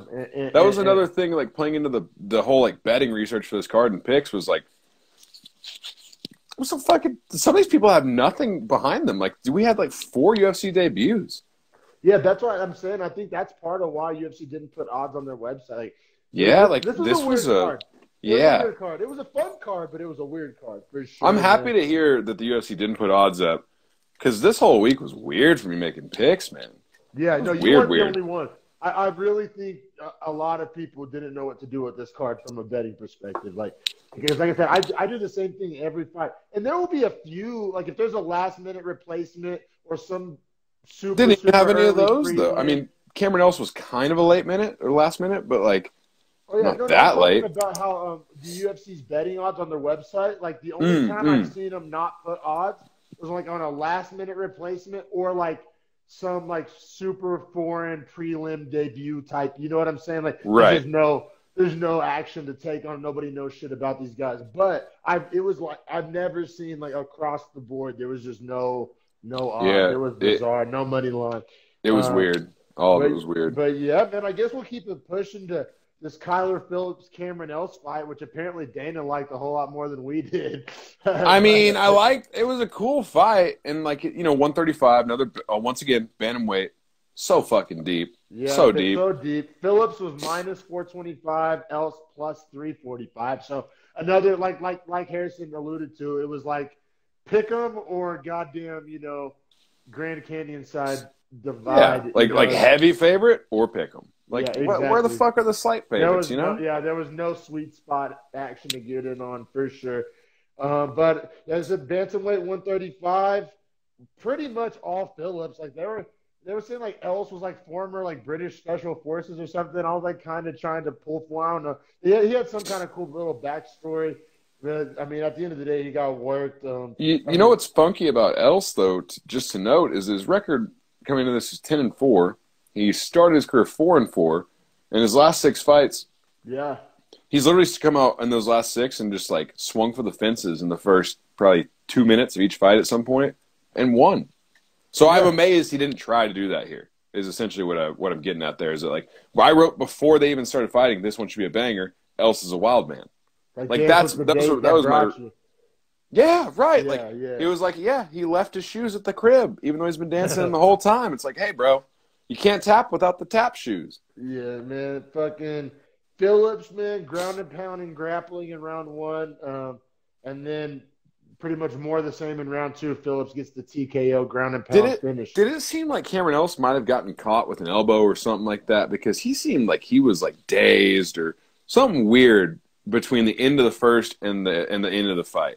I think that's fair to say. I think he was definitely – because it ended so fast in the second round that either Cameron Else like broke something and wanted out, or it seemed to me like he wanted out. I didn't really want to say that. I couldn't tell why he wanted out though. Story, but exactly. I don't know why, but the what is I think he wanted out. Like, right. But I can't figure out the motive. It's been messing with me too because I watched the fight and I was like, why does this dude not want to be here?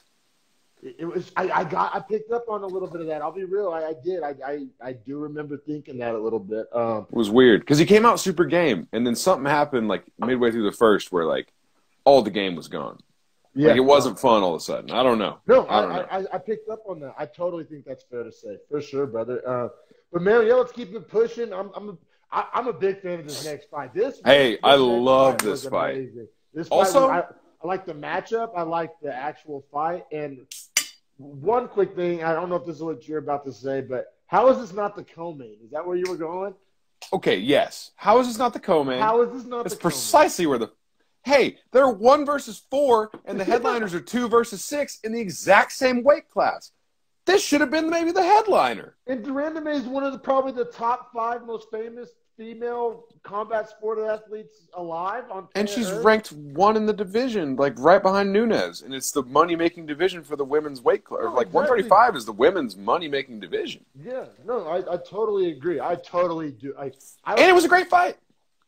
It was a phenomenal fight. So, yeah, and I kind of want to touch on it a little more on the next fight of why that one was the co-main. Or I want to get into it, but I'm so glad we were on the same page because, like, I was about to pull my hair out that this fight was before goddamn Carlos Felipe. I mean, we can if you want to jump to Felipe and De Castro and give Juliana Pena and Durandamy like the right they deserve as the co-main, I'm fine. We can flip the breakdown real fast. Let's get to Durandamy. I don't know. All right. My fucking order man over here. Rankings McGee. So you probably loved 1 versus 4 and 2 versus 6, though, right? I did. I really liked the matchups. I did. You're gonna hate this though, because check this out. Durandamy's 1, right, and Juliana Pena's 4, 135. So you'd think that the odds as they stood were how it opened, right? Which are Durandamy minus 145 and Juliana Pena plus 125. Is that what you had? Yeah. Okay, that's what I had. Okay. This opened at Durandamy plus 105 and Juliana Pena minus 115. Pena favorite? Yeah. This switched all the way from pick'em back to the reverse of Durandamy being favored. This is one of the few instances where the public's actually smart. Mm-hmm. Well, I don't know what the fuck Vegas was doing here. Why would you put a girl as good as Jermaine Durandamy as the not favorite against Juliana Pena, who literally can't strike for shit and only has the option to grapple, and then got choked out? I mean, if they did get a lot of action on it, apparently, maybe that's why they set the number. I mean, just for to get action. I don't know. And you know what else? You know what else I just thought about? When they set it at plus 105, by the first day it had already moved to minus 110 for Durandamy. So that means they're making money. Well, anytime it's over 100 and it's minus, Vegas does not lose, even if you bet that and that person wins. Okay. Because they will pay out less than the money you paid. Does that make sense? No, that makes perfect sense. One other factor is sorry, I don't know, blanked it. It's all good, but yeah, we'll just keep it pushing. Durandamy. Oh, also no, it came back to me. Sorry. This was I think this totally has everything to do with that line moving so much. And we talked about it pretty much this whole podcast. This was the only bettable fight on the whole card. Yeah. That had to be the reason, right? Oh, shit, he froze up a little bit.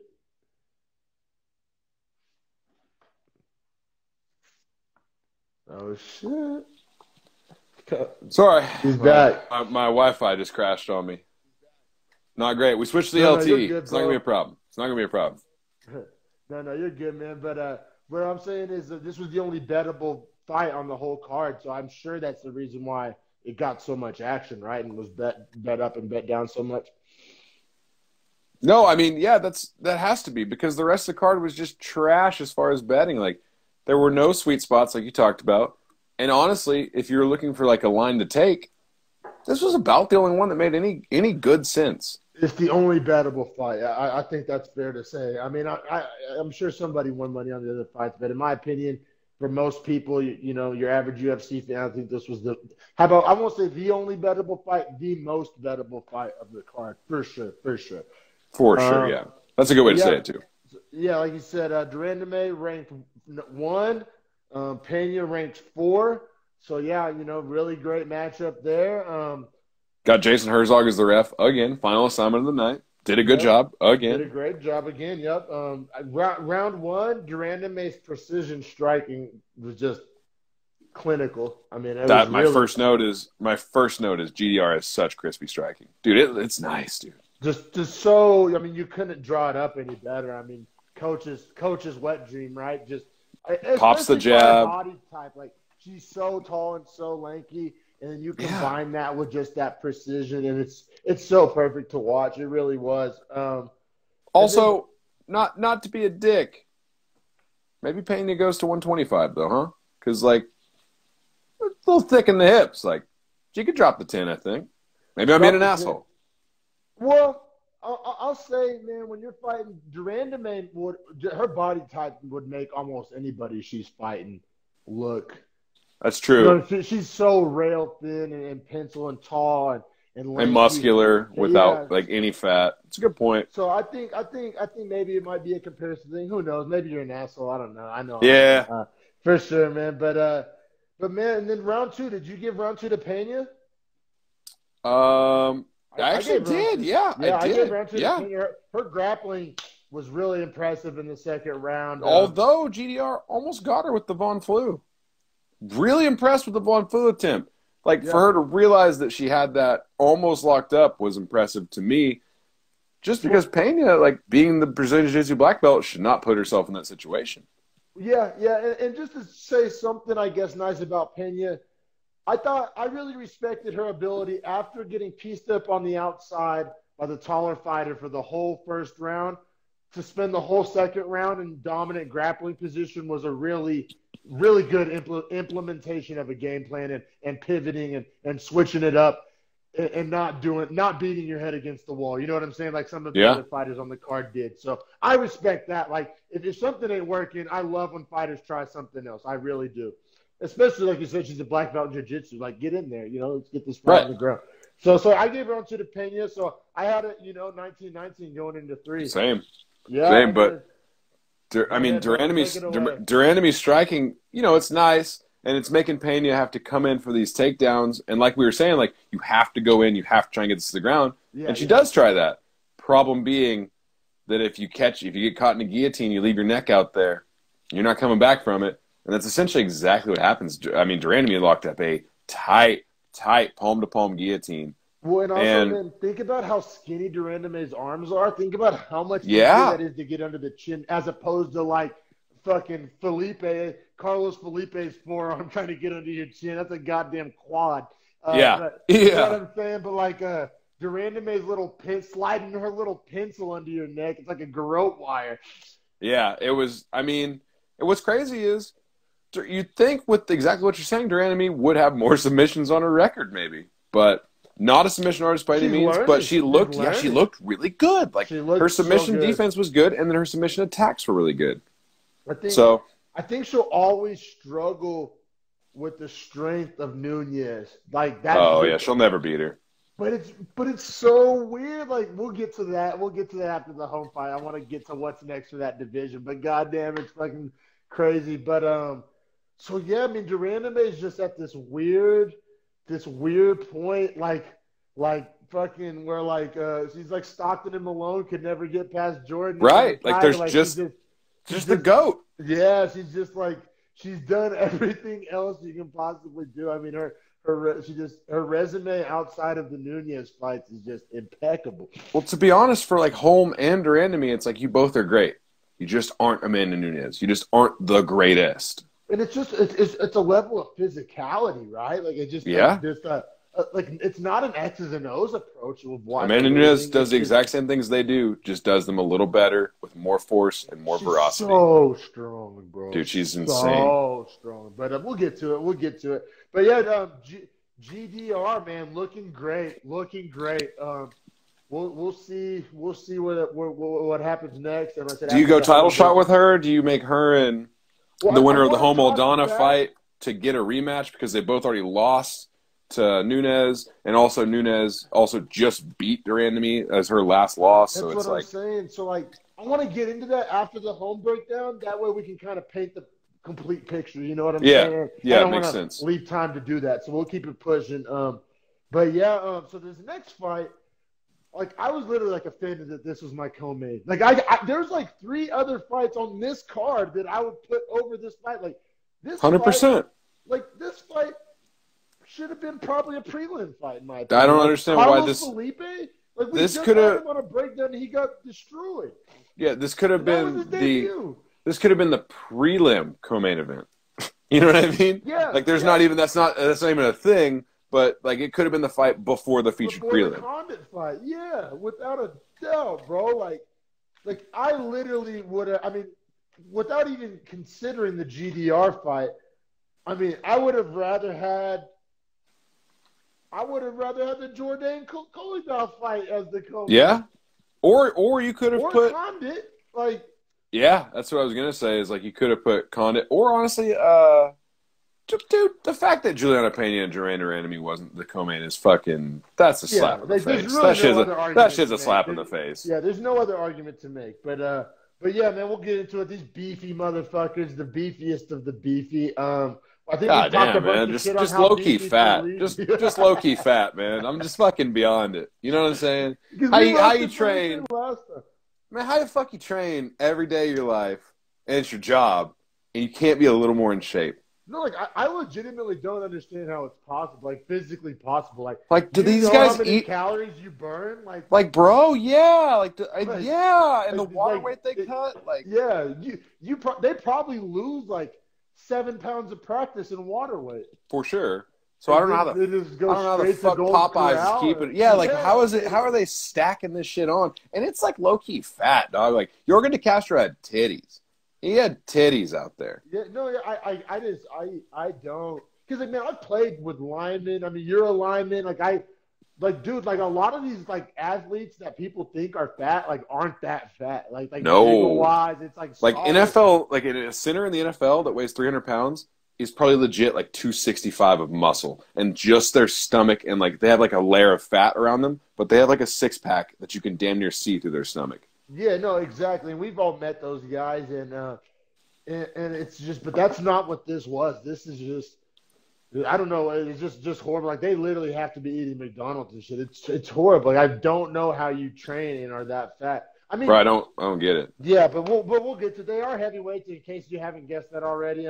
De Castro was actually a minus 230 favorite, which is understandable because Carlos Felipe looked like dog shit in his last outing. We covered that on the Beefy Boys. Yeah, you got put to sleep, right? They were calling him Felipe, which is hilarious because it's Felipe, and I thought it was Felipe from from the jump, but then the announcers got me fucked last time. But yeah, you're right. He got put out last fight. Jorgen De Castro got put out last fight by Greg Hardy. Oh, that's right. These guys are, and you know what? These guys don't have any other UFC fights between other than those two. They're 0-2 combined. And you get a co-main out of that? And they get a co-main. That's what we're doing here, Dana. Jesus fucking Christ. Yeah, right, bro. Plus 190, which if you bet that, you got some good return on your investment. I guess dog of the card was Felipe. Fuck. Yeah. But man, I gotta say, after shitting on Felipe for 10 minutes straight, he looked a lot better. Oh, dude. He looked like he put in work. Oh, dude. Not work in the dietitian's room, but work, on hitting the bags, because he looked really good.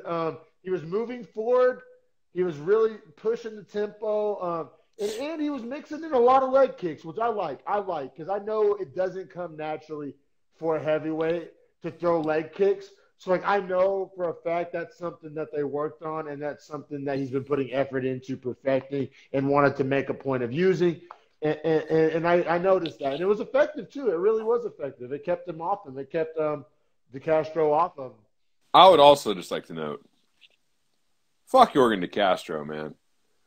Fuck that dude. His fucking strategy in the third round, I never want to see him fight again. Like, I literally will not. Like, I'll watch because we have to do a breakdown. Because I have to. Like, that's just my fucking job at this point.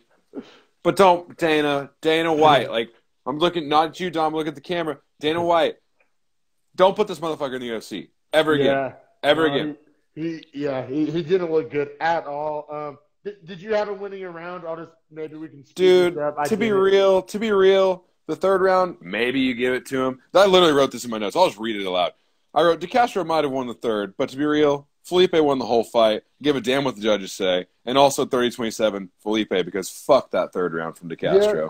Well, like, I gave, even that aside, I gave round 3 to Felipe just because, like, honestly, if the ref wasn't, like, visibly annoyed at De Castro, the amount of times he pulled them. Yeah.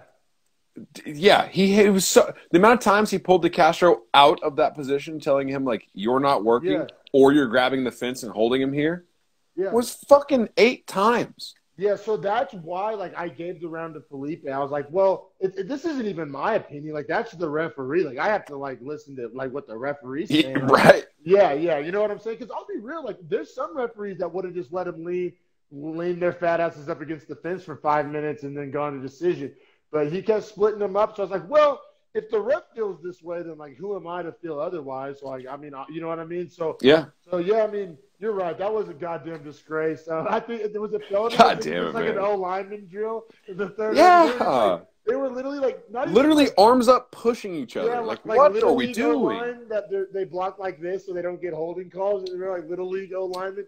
And like at least Felipe was like trying to throw elbows and shit. But hey, bro, throw a headlock. You know what I mean? Like when someone's pushing you that hard, you can literally whip their whole, as a heavyweight for sure, you could throw their whole ass body, heels over their head to the ground. Especially DeCastro had nothing left to fight it anyway. So yeah, right. Yeah. So I gave it 30-27 Felipe. Hey, I will say the amount of shit that Felipe talked was awesome in the third round. Loved it, and that's another thing I wanted to touch on. Like at the start of this fight, I mean, I was like essentially livid that I was like even watching it. Like, yeah, same, bro. You throw on top of it that it was the co-main after a world-class fighter like Durandam, and I was just like, what a slap in the face to martial arts. Like, what is going on here? But I got to say, after watching it, and DeCastro was such a goddamn piece of shit, I came out of it liking Felipe more. I don't want to say I came out of it liking Felipe. I came out liking Felipe more than I went into it liking him. I kind of came out liking him. I can't even lie. Like, and then he showed some personality at the end. In the post fight, it was cool. He showed some cool personality. I thought he killed that post fight interview, especially up until this point. He hasn't been very likable at all. Especially not having great English either. Like he came across super likable for having broken English. Like I was sitting there cracking a smile watching this interview, like, okay, same Felipe, dog, same, you. Like literally same. Like, I didn't expect this out of you. All right, I see you, dog. Like you trying to do something here. So, yeah. Dude, when DeCastro's corner yelled out at him, Jorgen, go for the single, and fucking Felipe goes, yeah, Jorgen's single, and then starts slapping his ass. I was laughing so hard. His ass. Oh, yeah, I'm so glad you brought that up. Yeah, no, that was good. He started parroting Jorgen DeCastro's own corner back to him and slapping him on the ass, saying him do better, essentially. Like, yeah, no, that happened. That definitely happened. And fuck Jorgen DeCastro. It made it fun. Like I ended that fight feeling a million times better about it than I started it. You know what I'm saying? 100%. 100%. And that's all due to Felipe, not due to DeCastro's fat ass at all. But we'll keep it pushing. But like I said, I think Felipe did himself some favors last night, man. On that big stage, like he built stock in his character, which is a big thing as a fighter, especially in heavyweight, because there's not a lot of life, not a lot of characters. That's what I'm saying, bro. Like he did himself a lot of favors. Like A, he got the win, and B, I mean, just like you said, there's not a lot of big personalities in heavyweight. And C, not hopefully, a lot of heavyweights just. Period. You can end that sentence there. Right. So, yeah, he did himself some favors. I can actually say I'm looking forward to Carlos Felipe's next fight. Like I never thought in a million years I would actually form that sentence with my own mouth. You want to go to this main event, brother? Yeah. Let's get it. So it's Holly Holm, Irene Aldana. Holly Holm's number 2 at 135. Irene is number 6. The betting on this was, razor thin. Once again, a pick 'em essentially. Yeah, Aldana at plus 105, Holm at minus 125. We had Mark Goddard in as the ref. Super dope job as the ref in this fight. It didn't really need a ref for this fight. These girls did a really good job. They did. They're professionals, and hindsight 2020. Like obviously, caveat hindsight 2020. That's a great number on Holm. You would have. Yeah. Hindsight 2020. There's a reason why obviously not everybody thought so, or else it would have been bet up or bet down. But hindsight 2020, that seems like a phenomenal number. Like on a straight, your ROI there is 80%. Like that's a fat number on a prohibitive, like number 2 versus number 6. Yeah, and she kind of dominated. Not to give away the fight, but looked dominant. I bet some smart people won some money on Holm last night. Like real talk, like that. We said the Durandam fight was the only bettable, and it was probably a better bet than this, maybe. Way better to bet. But I bet some people that just had some faith in Holm, won a few bucks. That was a pretty decent number on it. Like so hindsight 2020 though. That's why it's so hard to talk about this shit after the fact because I probably wouldn't have felt that way yesterday before the fight. So, and I think on some books she opened at 140 or 145 too. So like Caesars William Hill actually gave you good numbers on Holm, which is weird. They usually give you shit numbers, but yeah, they gave good numbers on this fight. So shout out to Caesars William Hill. Yeah, but we can dive into the fight though. You know what I mean? Yeah, they're fighting at bantamweight, so that's the second women's bantamweight fight on this card. I'll shout out Holm. I always love the nicknames. Preacher's daughter. I can't determine if I hate it or love it. Like on one hand, too. Super unique, like not corny, like not like like the Spider or the Kill or something super corny. Is her dad a real preacher though? That's what would make it work for me. If not, then it's horrible. Because if you just pick that trying to sound cool, that's lame as fuck. Right. You're actually the preacher's daughter, and you have that kind of her aesthetic is kind of that like Midwestern, farm girl kind of vibe. Yeah, hard work, Heartland. Toughness, heartland. Yeah, like exactly. Just getting it done in the grind. Yeah. So like that's kind of the image, the brand, and so I can get behind that. But if she's just trying to sound fresh by saying preacher's daughter, you can fuck all the way up. But yeah, I want to touch on that. I love the nicknames. Especially a lot of the ladies seem to have amazing nicknames. But real talk, yeah. Yeah. Oh, hey, yeah. also, where's our queen? Where's Lipsky? Where's Queen of Violence? Where's she at? Queen of Violence. Man, she's been big on the social needs, bro. She's been growing the brand for sure. Get her a fucking fight, Dana. Yeah, I want to say she's got one in the works, if I'm not mistaken. I don't know if you can't tell, I follow her on socials, but no, she's awesome.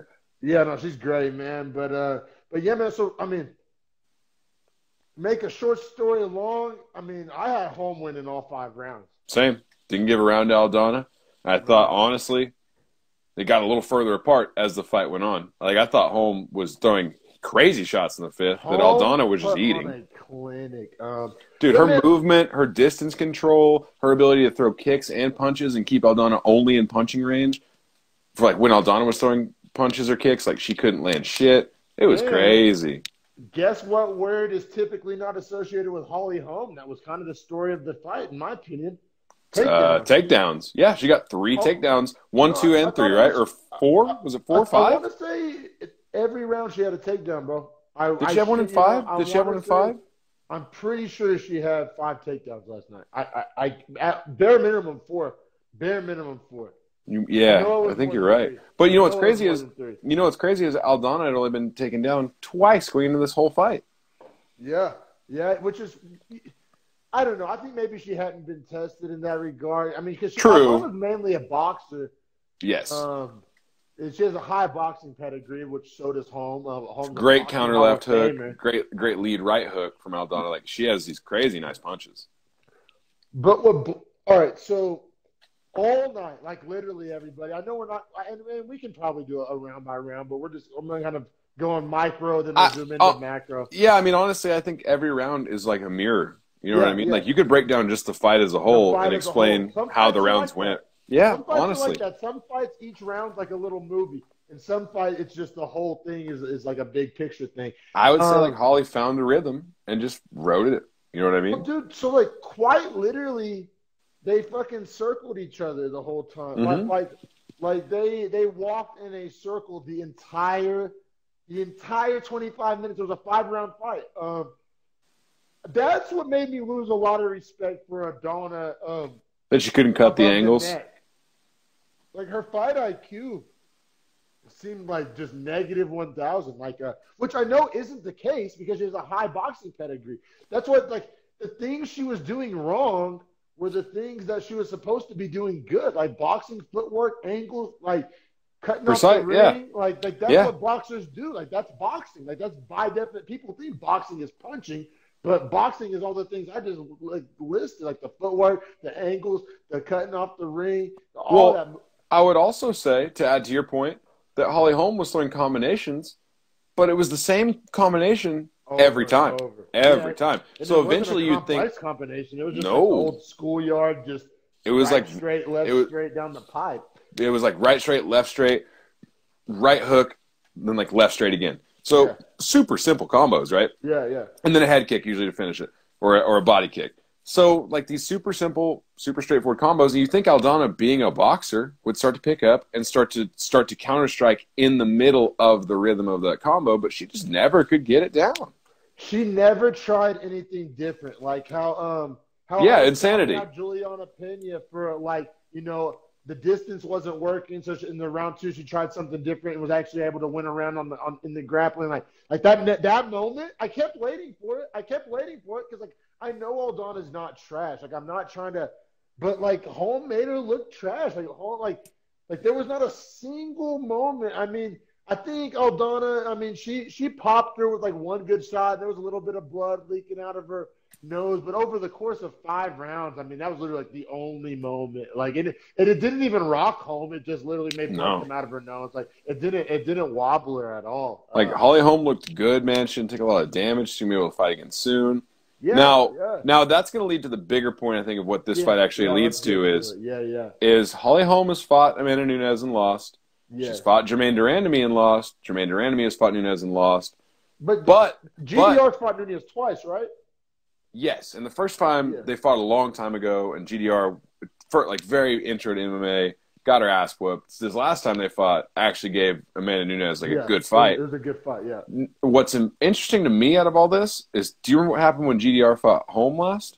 I don't. I was going to ask you. She had the 2 punches after the bell, where she dropped Holm in round 1 after the bell. Like, the bell sounded, the ref started to step in, and neither time. And literally big overhands, like, blatantly after the bell, bro. Like, the second one I would have protested that it was a no contest. Like, I would have gone to the commission and been like, no, like, that was 3 seconds after the bell and she hit me in my face. Like, you guys cannot call this a fight. So, I mean, that's a grudge match fight. Yeah, to me, that's the obvious fight. To me, it has to be Holm Durandamy 2, and then the winner. And winner gets Nunes. Even if it's round 3, like, regardless. Yeah. At that point, there's no other argument. Now, I mean, like, if Pena and Aldana won, if last night went differently, whole different conversation. Yeah. Now we get to have all the fun, hot takes and all the fucking, you know, letting our imaginations run wild and playing Matchmaker McGee and all that stuff. But right now it seems pretty cut and dry tournament style. I mean, you know what I'm saying? What? 2 beat 6 and 1 beat 4. Like, I mean, 2 and 1 picked up wins. Essentially over top 5 people. Like, they both picked up wins. They defended their rankings. Like you're saying, and rankings McGee or not, you can't not fight 1 versus 2 here to see who fights. But it also kind of sucks for Nunes, right? Because, I mean, she's chilling for a cool ass minute. I mean, no, because she has a fight with Megan Anderson at 145 coming up. Nunes fights 145 and 35. Wait up, is there even a weight class at 45? Mm-hmm. Women's featherweight. Really? I'll be real, bro. I had no idea. They never do the fights. Durandamy fights at 45. She was the inaugural 45 champion before Nunes took it from her. I feel so dumb right now, bro. Are you fucking with me? Like, no, I'm dead serious. Yeah. That's where Cyborg fought, 145. That's where Nunes knocked out Cyborg, because Cyborg couldn't make 35. Seems to, like, never be women's featherweight fights. Well, there's only, I think, 8 rostered. That's okay. I don't feel like it's dumb. That's a joke. Yeah, I mean, it's essentially like a Cyborg. It was a Cyborg Nunes division. Cyborg could only make 140 at minimum because she's so big, and they wanted to see Nunes fight her. So they made the 45 division. Catch weight, pay-per-view, BMF, fucking fake shit. They shouldn't have made. They made a whole division for Cyborg. It was for Cyborg because they thought Cyborg would beat Nunes. That's what they thought. So they thought, like, oh, Cyborg will beat Nunes, then she'll be the 145, Nunes will be the 135, and we'll get this contrast between the two of them. That's not how it went. Nunes knocked her the fuck out and now owns both belts, and they're just, like, not really knowing what to do with 45. Yeah. They don't have enough challengers. Oh, yeah, that's weird. It's a weird spot. Interesting. They have to start getting fucking transgender wrestlers from Pennsylvania or some shit to fill in. Dude, it's a weird spot, man. Like 145 women. Like, could you imagine a 185 women's weight class? Like, we talk about Felipe and shit being out of shape, but like, if a woman fought out of shape, would you even accept it? That's a weird double standard. You see what I mean? Like, society won't tune in because, like, you can call it sexist, you can call it whatever the fuck you want. That's just an unattractive visual of fight. Why aren't I'm just confused as to why there's not more 145ers. Like are just people just like I feel like if I was somebody who was kind of a beefy 135er that like wasn't having the dopest career, dog, I'm going to 145 and I don't know. I don't understand why there's not more numbers. But how many super in shape girls do you know that like walk around at like 165? They don't need to make a 20-pound weight cut, dog. No, I'm saying walk around. I'm saying walk around. So before camp, before cutting, like you'd probably cut 12 pounds, but camp you're going to lose weight in working out harder. Like volleyball players and basketball players, girls like that. But you're squatting since they were 14. Yeah, but look what you're saying. Volleyball and basketball. Like these are tall girls that have a prototype build for a sport that's not fighting. Oh yeah, no, I'm saying like I don't think women's MMA is there yet, but we're starting to get there in men's MMA. With plus athletes. NFL, yeah. Right. I think it's just a time factor. Absolutely, I 100% agree. I think like it just has to catch up because I mean, regardless of this, I'm sure some asshole blogger will say this is like a sexist statement, but like women's MMA is behind men's MMA just in like progression. So I feel like if men are just kind of breaking over that athletic threshold, where your top guys in men's MMA are just as athletic as basketball players and football players, that you're probably still 5 or 10 years away from the women hitting that same marker. I mean, and I think it's going to be a dope day when it happens. Like I'm looking forward. Hell yeah! Is what makes it not sexist is because like if you take like a women's 100-meter dash champion or like some of these like a great like D1 like. Prime example, you're talking about women's 185 weight class, bro. If Courtney and Ashley Paris and like that, gloves like that, Brittany Griner, sloppy at all, like that would be bad fucking ass. Like, but I just think like, actually, you know what's weird? No, I just thought about this. Wow, we have something to kick the tires on, something to chew the fat on. So the main thing holding back that men's athletic threshold was money, right? Because even if you're on a practice squad, you would make more money. But in women's sports and MMA, you can make more. I know. That's what just blew my own mind. Like sometimes I like learn things on the fly. Like I like connect dots, and I'm just like, wait. The only thing holding back men's MMA from getting elite athletes was the money. Yeah, like Nunes makes like millions of fight. Like she's sponsored by Modelo, like big sponsorship. She probably made more to be in that Modelo commercial. Which shout out to the Fighting Spirit, but Brutes, whatever it is. She probably made more money for that one commercial than like the top 10 WNBA players combined salaries, like dead ass, bro. And like, yeah, man, that's a good point. Like, I also think, bro, if you had a daughter, like, if we're just talking like right now, like, if you had a stud, like a freak of nature daughter who was like 16, I mean, say she had track scholarships, basketball scholarships. I mean, these girls exist. There's some stud. Ooh, I'm glad you're bringing this up. I'm glad you're bringing this up because this is my argument. Like, would you steer her maybe? Like, tell her to go maybe take a jiu-jitsu class or like what? No. Here's what. Jiu-jitsu, fine. But striking, no. I don't want to see my daughter get hit in the face. I think as a dad, it's hard to encourage your daughter. Factor. Yeah, it's hard to encourage your daughter as a guy or a dad, I should say, in this situation, to get hit in the face. Okay. Because you don't want to see it. It's not that they can't endure it. It's because you don't want to see it. It's like and like I said, it's not even that it's like this sinister thing. It's just like some of these gender role types. Those are like pre-programmed notions within like humans. You know what I mean? And I feel like they take time though. But like, bro, I mean, I confidently believe that like in 30 years, there's going to be no gender roles, bro. I mean, that's a good thing, honestly. It's a good thing in a lot of ways. Yeah, for sure. But what I'm saying is like, I think we're going to, like, that's what I'm really trying to think of. Like if I had some like, if I say like my granddaughter, right? Like we're living in the future. Like I have a granddaughter who's like, she got the old beefy genetics, and she says she's like the #1 softball. Just a stud. Just a stud. It says she's like the #1 softball recruit in the nation, right?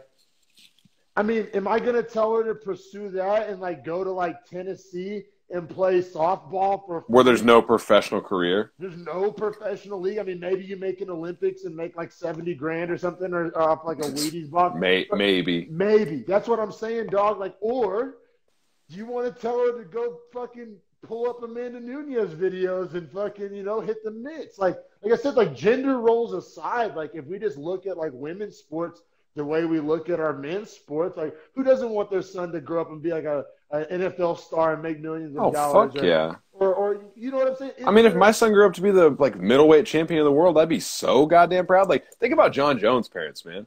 They have 2 sons that played in the NFL, both won Super Bowls, and their third son, who was the fuck up in high school, is actually the baddest man alive as far as fighting is concerned. Yeah. That's a good fucking feeling, you know what I mean? It's a good feeling. I just, like, I wonder when we're going to make that transition to, like, our daughters, to, like, have that same expectation for our daughters. Or, like, to participate in their success equally. Yeah, man. I mean, I think it's happening, right? Like, right before our eyes. Like, yeah, like, we're in that transitional period, like, right now. And having a champion as dominant as Amanda Nunes is just so inspirational, right? Like, and it's great that she's a lesbian, just on the other side of things as well, because, like, she's open about it. And in Brazil, like, they're not accepting of that in Brazil. So it's cool for her to, like, have that own personal strife and still, like, achieve these things. And also show other girls that, like, you know, like, just as gender roles aren't defined, like sexuality roles are not defined as well for fighting.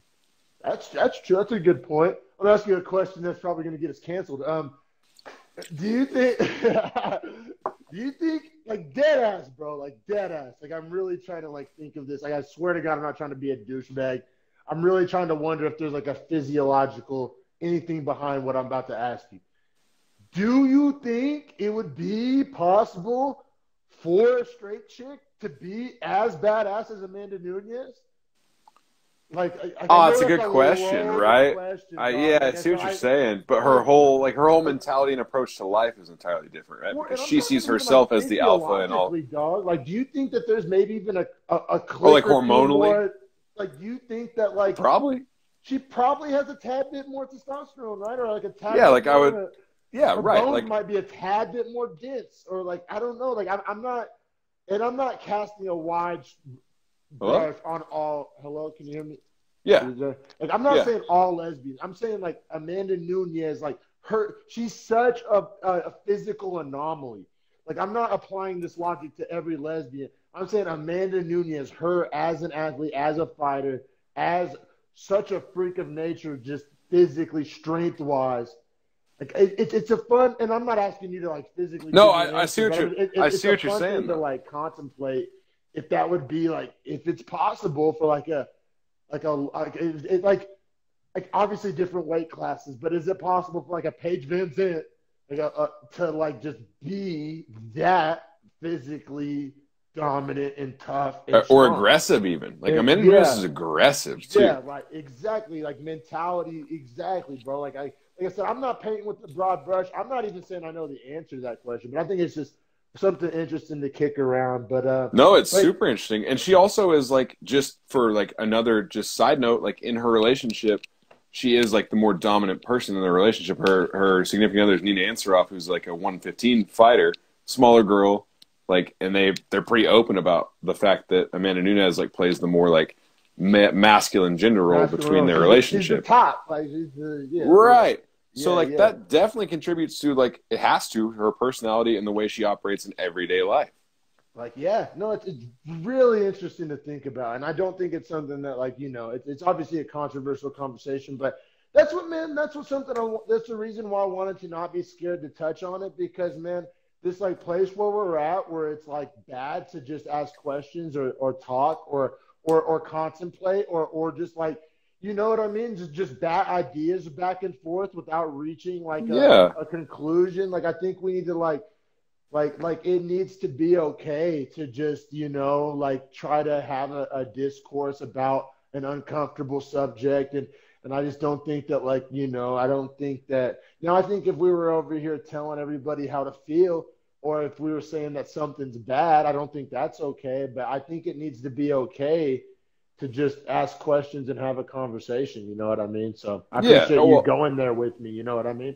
Yeah, and I would just say that, like, oftentimes masculinity is oftentimes masculinity is confused for, like, proclivity for physical altercation, right? Like, just because you want to fight doesn't make you more manly, you know what I mean? No, yeah. So in the same light, like, if Amanda Nunes wants to fight, that doesn't necessarily make her more masculine. But I will say, based on all the other things, like, you can just draw the argument that she is the more masculine role and therefore accept some of those, like, identifiers. Almost, well, for lack of a better term. It's like the whole causation versus correlation thing, Exactly. right? Like, exactly right. Is there a correlation or is there a causation? I think it's pretty fair to say that there's a correlation.